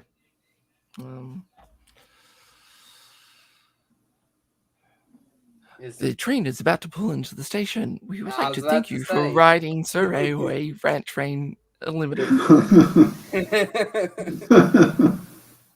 So, what was your final rating once again? Was it this weird? Six is as everyone else. What was it? This weird 5.5? No. Oh gosh, that's gonna be. That's fun. Love it. Yeah, but I mean, the thing is that you can sit down and watch the entire season. Mm-hmm. Will you go, oh yeah, no, I'm going to sit down and watch it again? No. Probably not the entire thing. If anything, maybe the 2 episodes that were the best in the whole thing. Oh, crap. I forgot about that. I was so focused on bloody Boba Fett that I forgot about those 2 episodes. I was so focused on, the Book of Boba Fett that I forgot about Mandalorian seasons 1 and 2. Sorry, episodes 1 and 2. Just quickly, that episode was awesome. Mm-hmm. The full Mandalorian episode. I'm not talking about the one where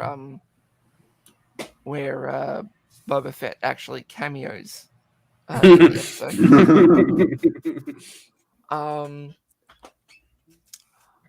But they shouldn't have had Luke. They should not have had Luke. That was what they did with Grogu and Luke was an abysmal choice. Now, Mandalorian season 3, episode 5. makes perfect sense. But it feels like the difference between Mandalorian season 2 final episode and the episode 6 seemed like it was like a week ago type situation. Yep. Not it's been months and I haven't seen him type of situation. And let's not get started in the goddamn choice.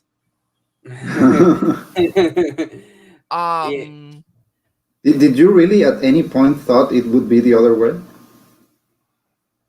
It should have been. No, but did you really think they would go for it? No. They absolutely should have. So we could 100% say that good. The sequel trilogies are dead, and we don't have to bloody worry about them anymore. But I mean, yet again, it all goes back down to choices, and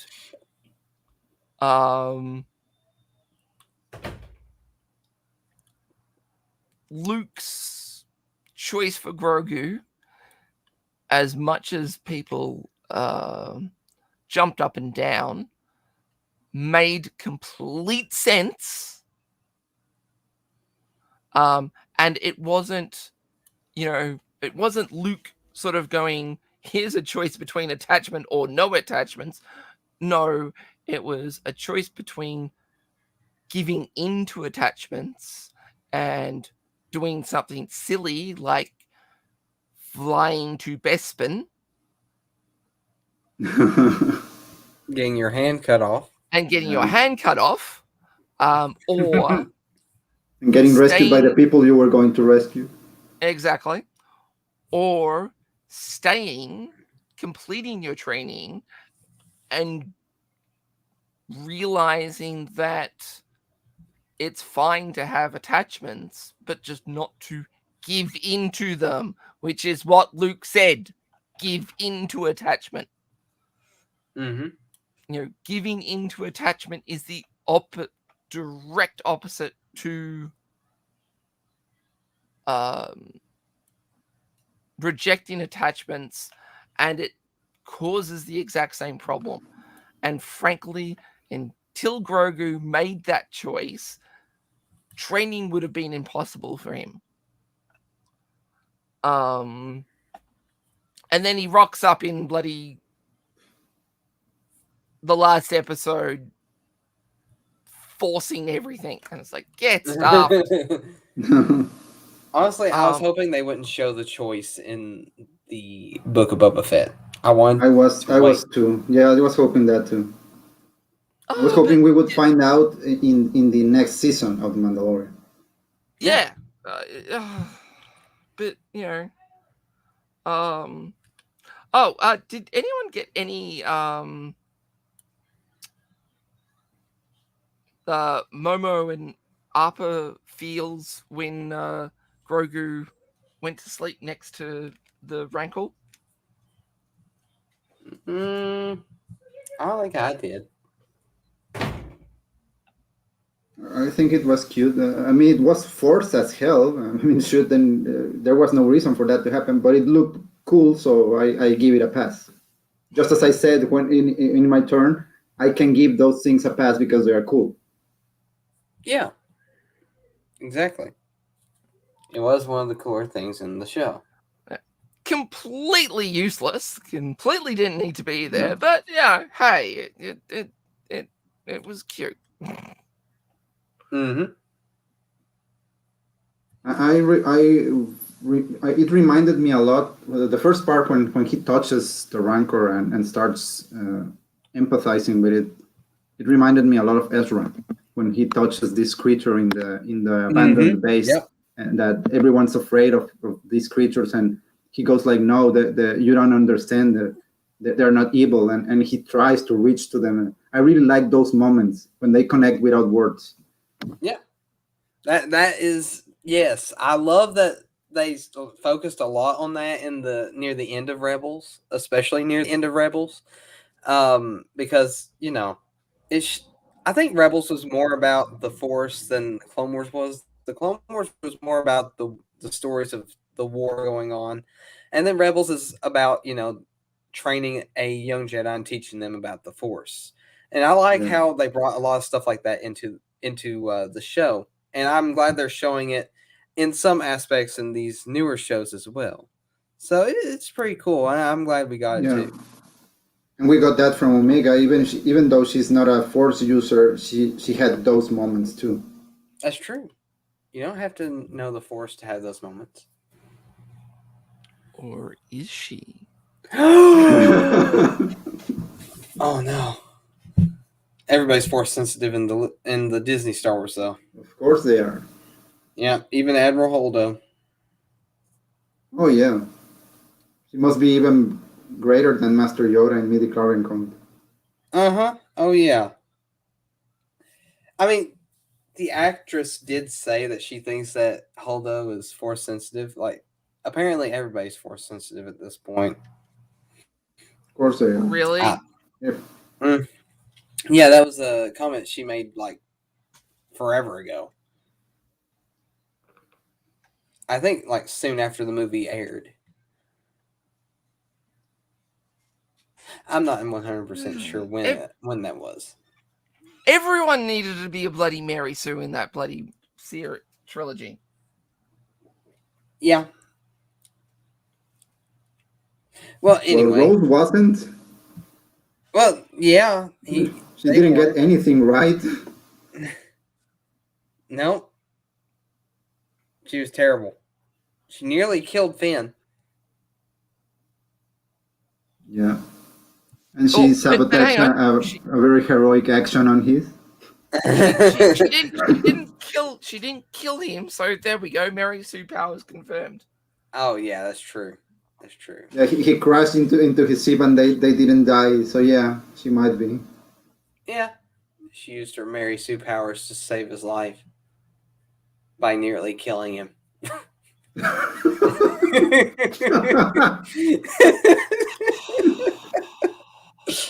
It's not about fighting what you hate, though.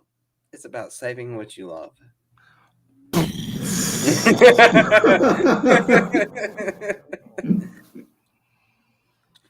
Well, anyways, you got anything else to say, Sir Railway? No, that's it. All right, my turn. Woo! My turn. And the screen goes blank. You sort of took my joke. All of a sudden, he disappears. You literally took my joke. I wasn't going to make the screen go blank, but I was going to say, well, you guys said everything I was going to say, so all right, let's end the stream right here. Nah, that was my joke, and then boom, you took it. Dang it. I was too slow on that one. Okay, well, you know what?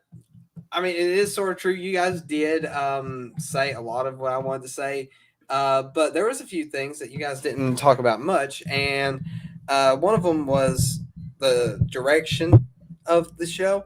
And the reason why I wanted to talk about that earlier is because the good episodes were not directed by the one doing the Book of Boba Fett episodes, not the Mandalorian or the Luke episode.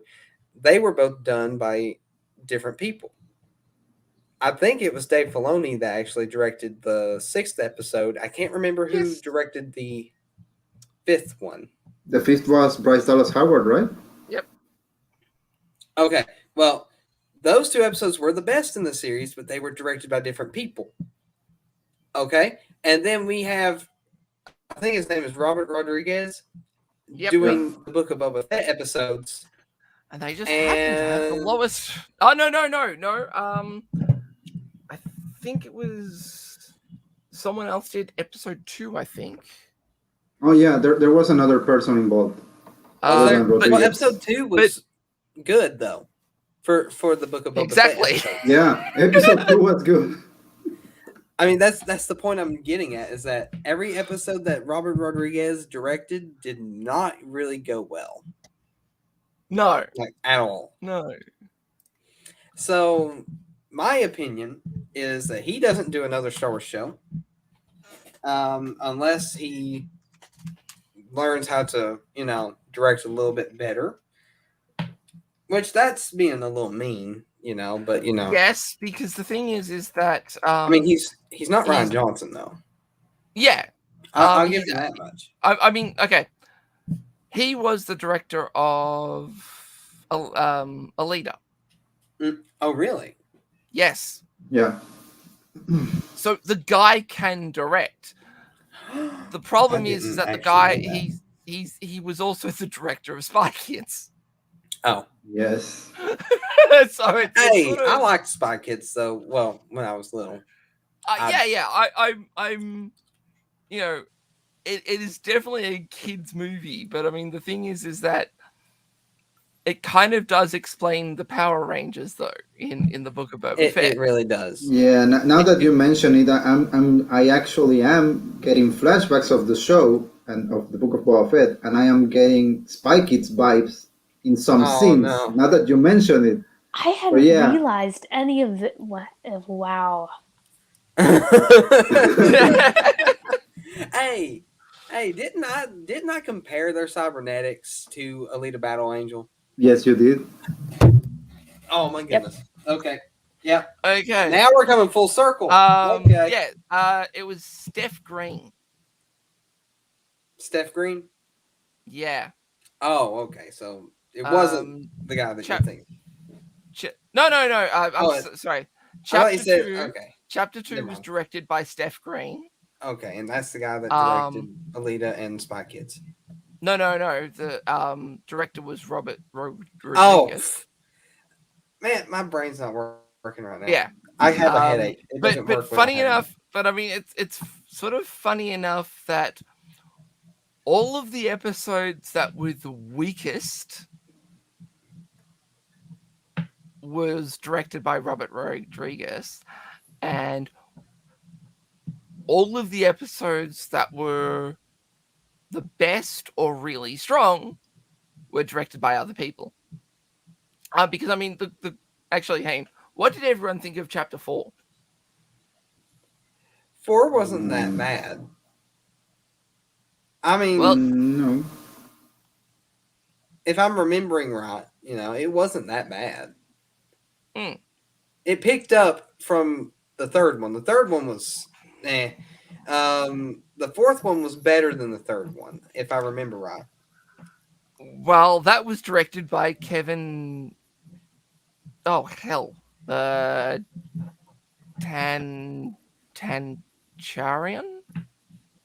That sounds about right. I've got no idea how to pronounce that. Now I go to him. That's now out of all of the ones that weren't directed by, out of all the ones that were directed by other directors, I think the fourth chapter was the weakest.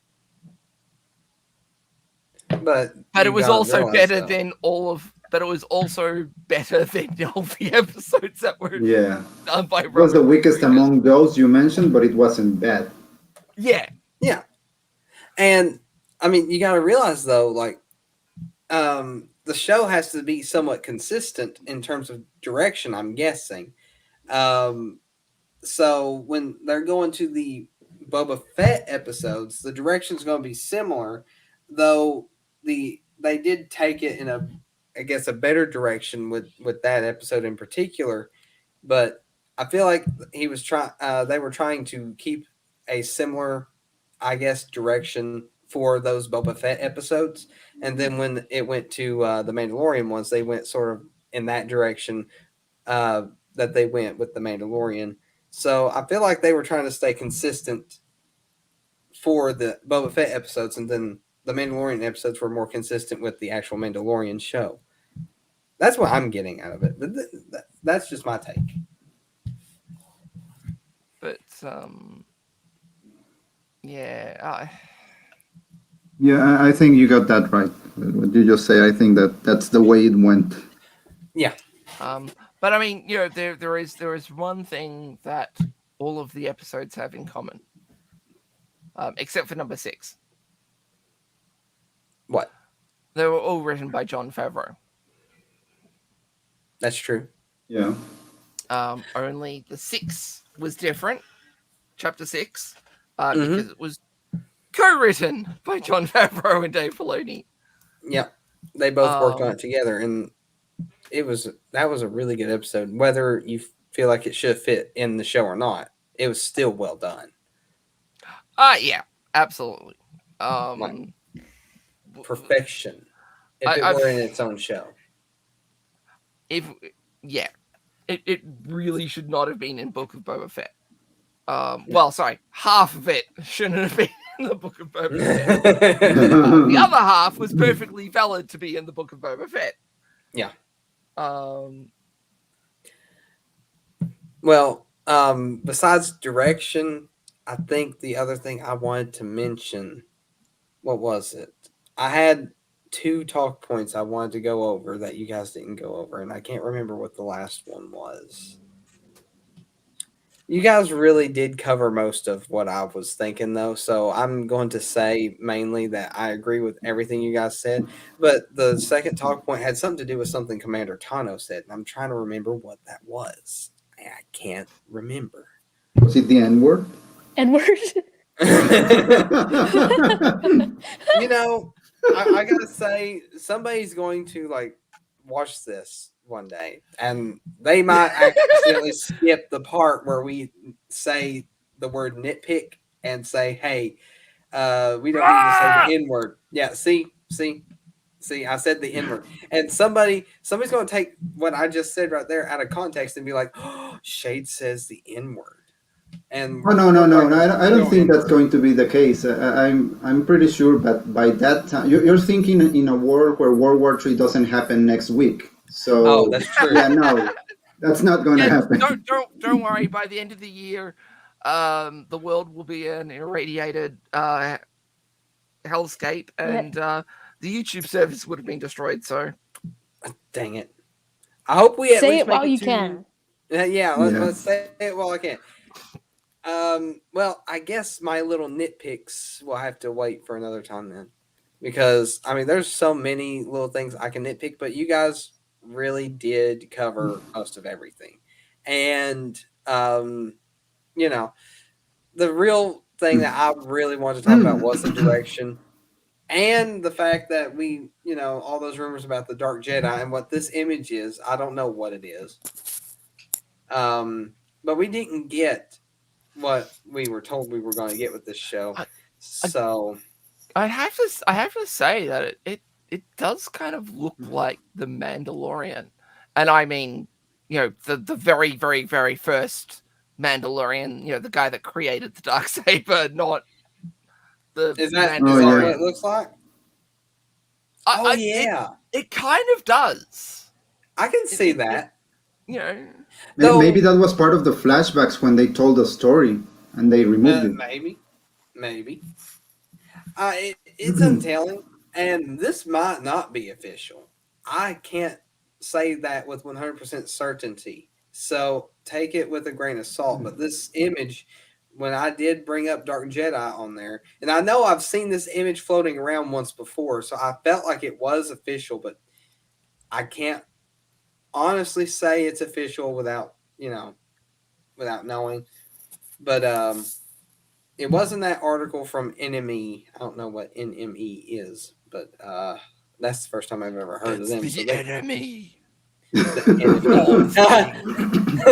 Enemy. Oh wow! How did I get that? Enemy. They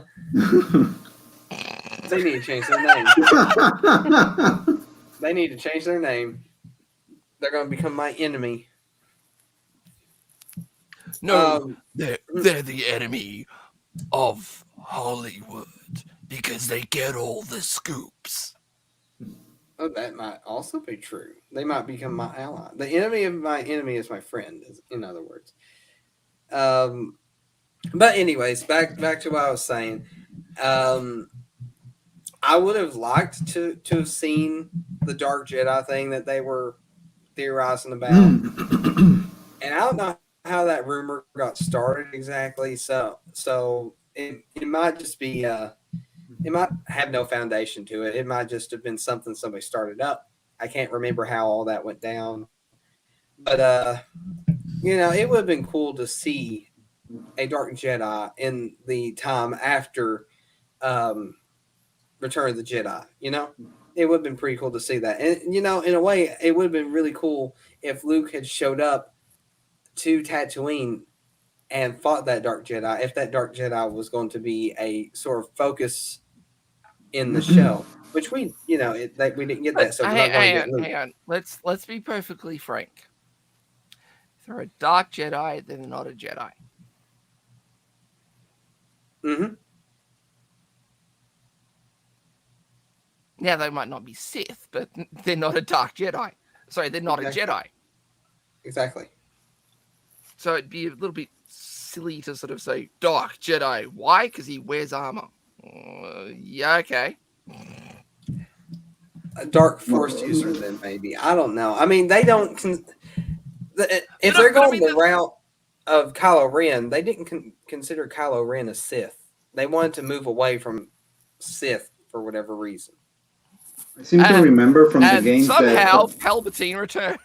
Yeah, I seem to remember from the games that a Dark Jedi is considered one who can kind of walk between the fine line in the dark and light side, because it's not like the Great Jedi who are actually more balanced. The Dark Jedi, they were referring to them in some of the games as people who can actually tap on both sides, but they are not exactly. They don't lean towards one side or the other, and they are not even attached to either Sith or Jedi. Yeah, but I don't know. The thing is that if a Dark Jedi is someone that can tap into the dark side, then you would be calling Mace Windu a Dark Jedi, but he's not. He's just a Jedi. He kind of was in the comics. They I that know, a bit. I know. I completely understand that statement, but the thing is that if you had have asked him or Yoda if he was a Dark Jedi, the answer would be no. I'm just a Jedi. I mean, it's clear he considered himself a Jedi.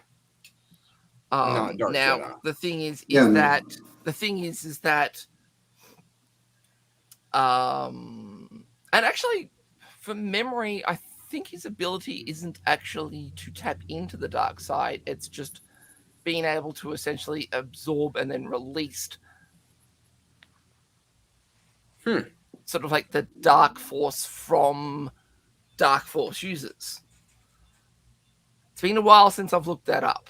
I can't quite remember. He uses a form of fighting style that is kind of forbidden, and he's close to mastering it or something like that. And he did master it. And he's actually jealous of Kinlan Boss because he can use it too, and he wants to forbade him from using it. They even had a fight over it. Well, because the thing is that though, that the reason the ability was so banned was because most people that tried it ended up turning to the dark side. Yeah. Where there were very few practitioners that could actually remain on the light side, but yet use that ability. Yeah. But the thing is that it wasn't a case of him being a Dark Jedi, because it was always, I guess you could say, used from the light. I don't know. It's a bit hard to explain, especially seeing how I'm doing it from memory from, ages ago.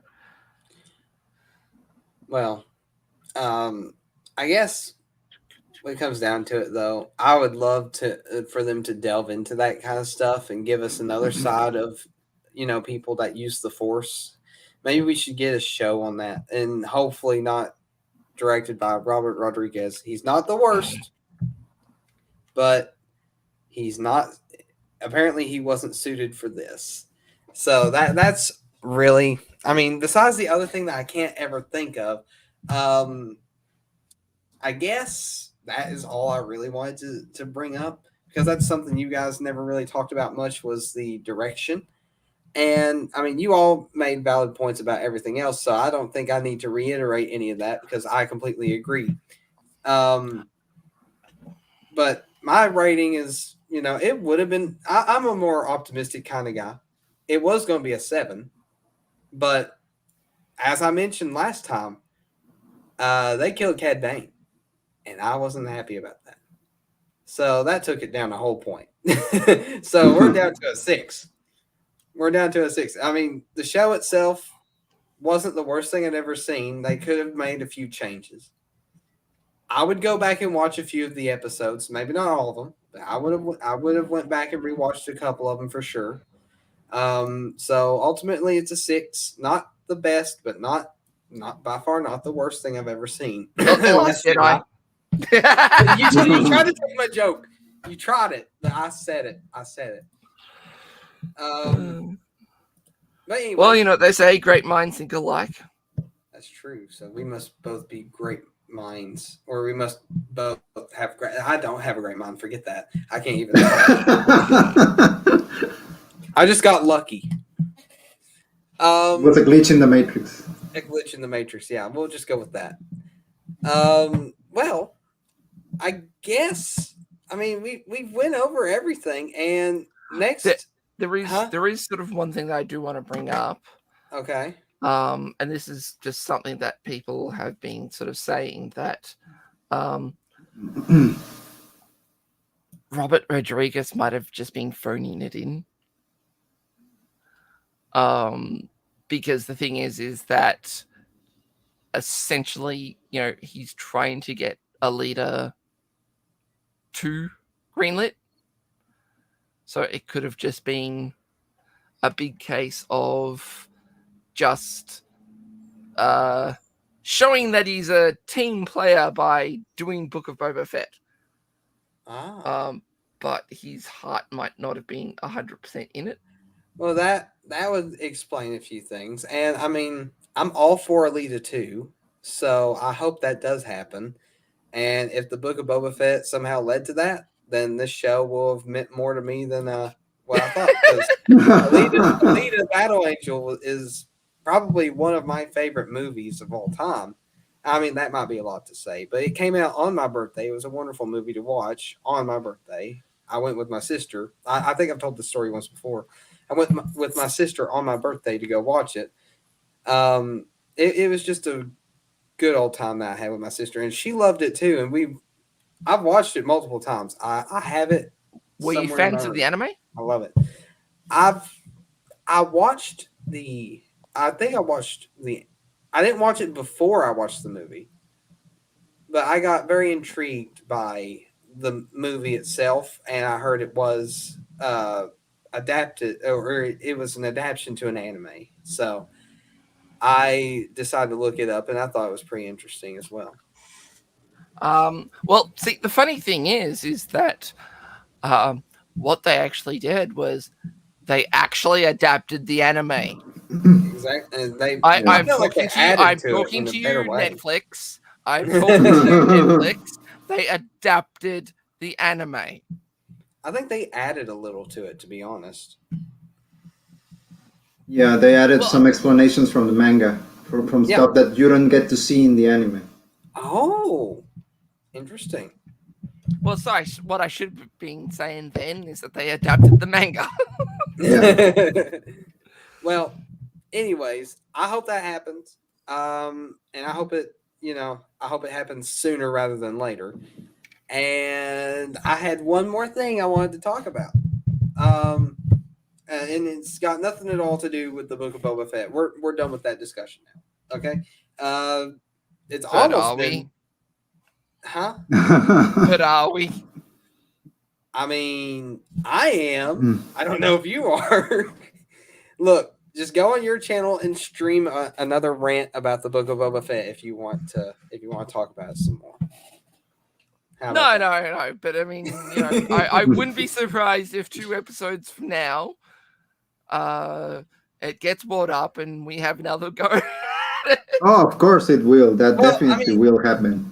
Yeah, that'll happen. I mean, we're still talking about the sequel trilogy at this point. And how long has it been since the final movie? I mean, not long enough. Not long enough. Well, before we get into another one of those rants, there was one thing I wanted to talk about. And it's the fact that we've almost been doing this for an entire year. Oh, yeah. And March 25th will be the 1-year anniversary of the Force Collective initially. I mean, the channel has been around for a while, but it was never really made into what it is until March 25th of last year. And so I'm working on trying to make a special stream happen. I mean, it ain't going to be something super extravagant, but I am actually working on something. A few little things, and I'm hoping that it works out. And I might share some of this with you guys later after the stream. Well, maybe not after this stream. I'll share it through the Discord because I'm working on a couple different things and trying to make the quality of these streams better. I know I shared something special in the Discord. Well, not the Discord, but our private chat. Yeah, that one. If you haven't looked at it, you guys really should and give me your opinion on it. I know Chrono has seen it. Yeah. And it's only a concept, and I have till 1 month from now to have it fully fixed up and ready to go. So I have plenty of time. But, just... Do you? Yeah, I got plenty of time. Well... No, I don't. But I mean, I have more time now that I've started it early than I would have if I waited till maybe about 2 weeks from the day that I was going to. Okay. Anyways, so the stream, there's going to be an anniversary stream, and it's going to happen on a Friday. It's not going to be a Thursday. It's on a Friday. I was preparing myself for this. So March 25th. Happens to be a Friday this year. So I'm hoping that works out for everybody that's here right now. Oh, absolutely. I mean, I'm giving you all a heads up like a month ahead of time. And you do have to remember though, is that Friday for you is a glorious Saturday for me. Well, okay, I get that. I know that. We all know this, Sir AOA. You keep reminding us. We know you get to be like one day into the future. What the heck? Hang on. From the future, World War III has officially started. We're all screwed. Hi. That's not the kind of future I want to be hearing. Not at all. But yeah, March 25th. Let me get her back in here. Okay. And let me put her back in. You might lose me again. I'm getting I don't know if we're having like power flickering stuff. Oh no, Russia's hacking the US. Yes. Communications disruption can mean only one thing. Invasion. Well, It's the ends of the world. Where I live, I live near DC, so it's like I'm going to be the first one to get hacked. Oh no! I need to move. You should come down here to Kentucky. I just might do that. Yeah. No, come to Australia. I just might do that. Or maybe we can just hide out somewhere on a boat in the ocean. We'll be away from everything. Yes, like I said, come to Australia. Well, okay. Australia is like one giant land boat in the middle of the ocean. One land boat. Exactly. Okay, yeah, we know what we're doing then. but yeah, the 1 year anniversary. I'm not making promises here, but hashtag 4 for 4 might happen. Just saying. Woo! Might. We'll find out. We'll find out. I mean, I don't like to promise unless I absolutely know for certain it's going to happen. So, Are you going to invite Kathleen Kennedy to join us? I mean, The Empress herself. I mean, Let her go. yeah. No, sorry. No, she wouldn't enjoy what we have to say. She's not open-minded. But it has almost been 1 year, and that's that's interesting. Like we've talked about so many things over the course of this year. Not this, Mostly sand. mostly sand and child murder. But I mean, there was some other somewhat interesting topics, I guess, besides those two. Like multiple child murder.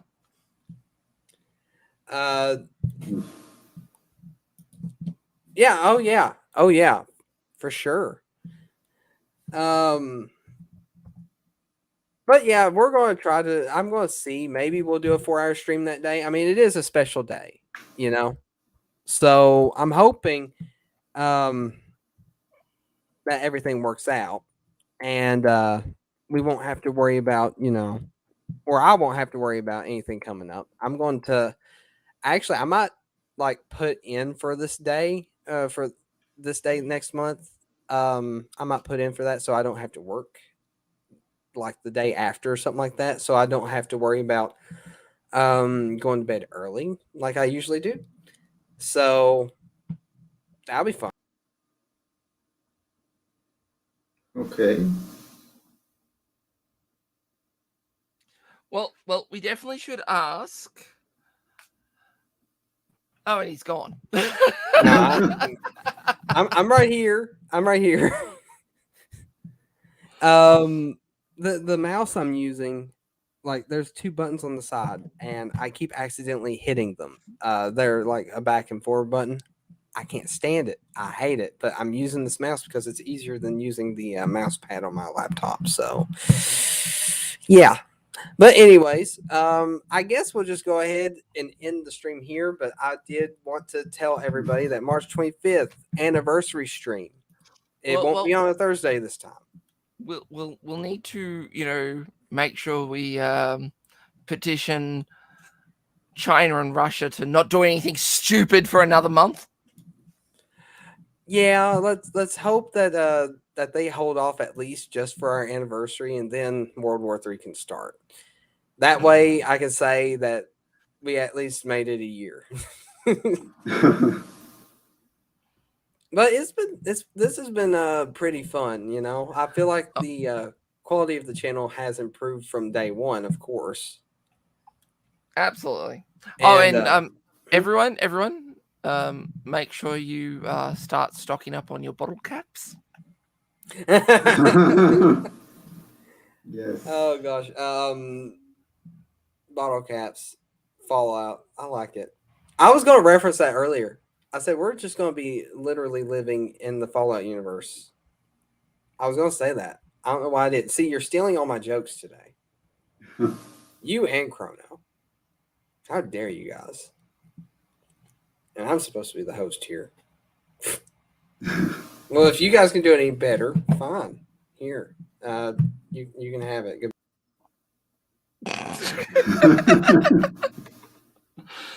Actually, no. Why would I give it away? No. Why would I give it away? This is better.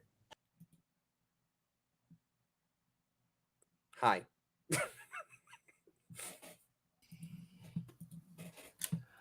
God, sorry. you just ruin all the jokes, don't you?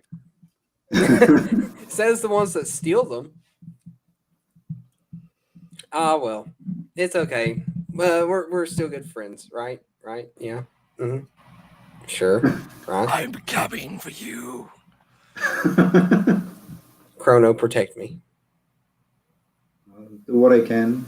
I mean, I didn't want to ask Commander Tono because she's like a last resort type of thing, you know. But I know that I'll be fully protected as long as she's around. But I'm an Australian.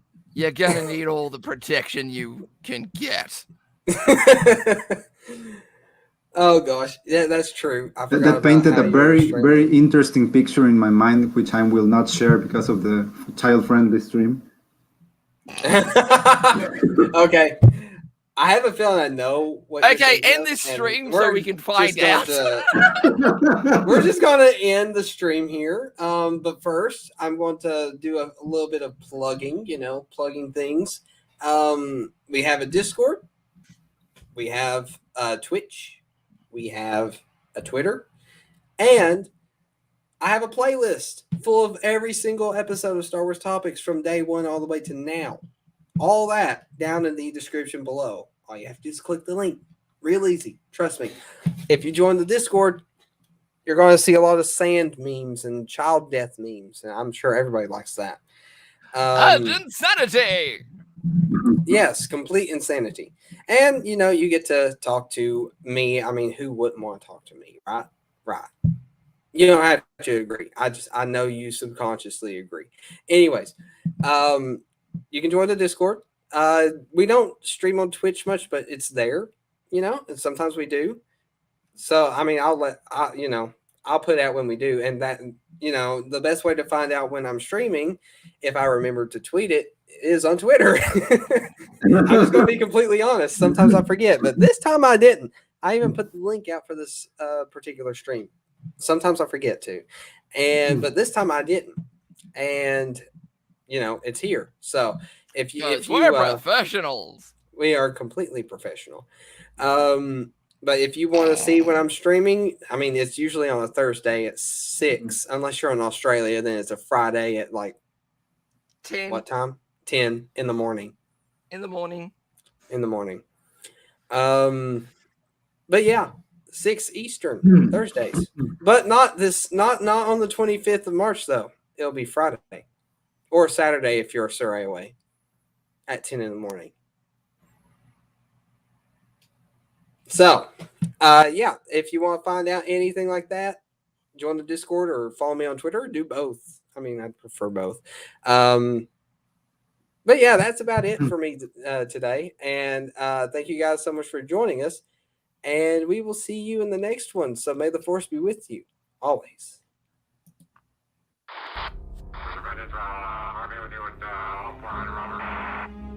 Command and Republican soldier adjust to Corella Sector, Corella Sector. Take on now, 3 2 march at 3.5. Bravo, the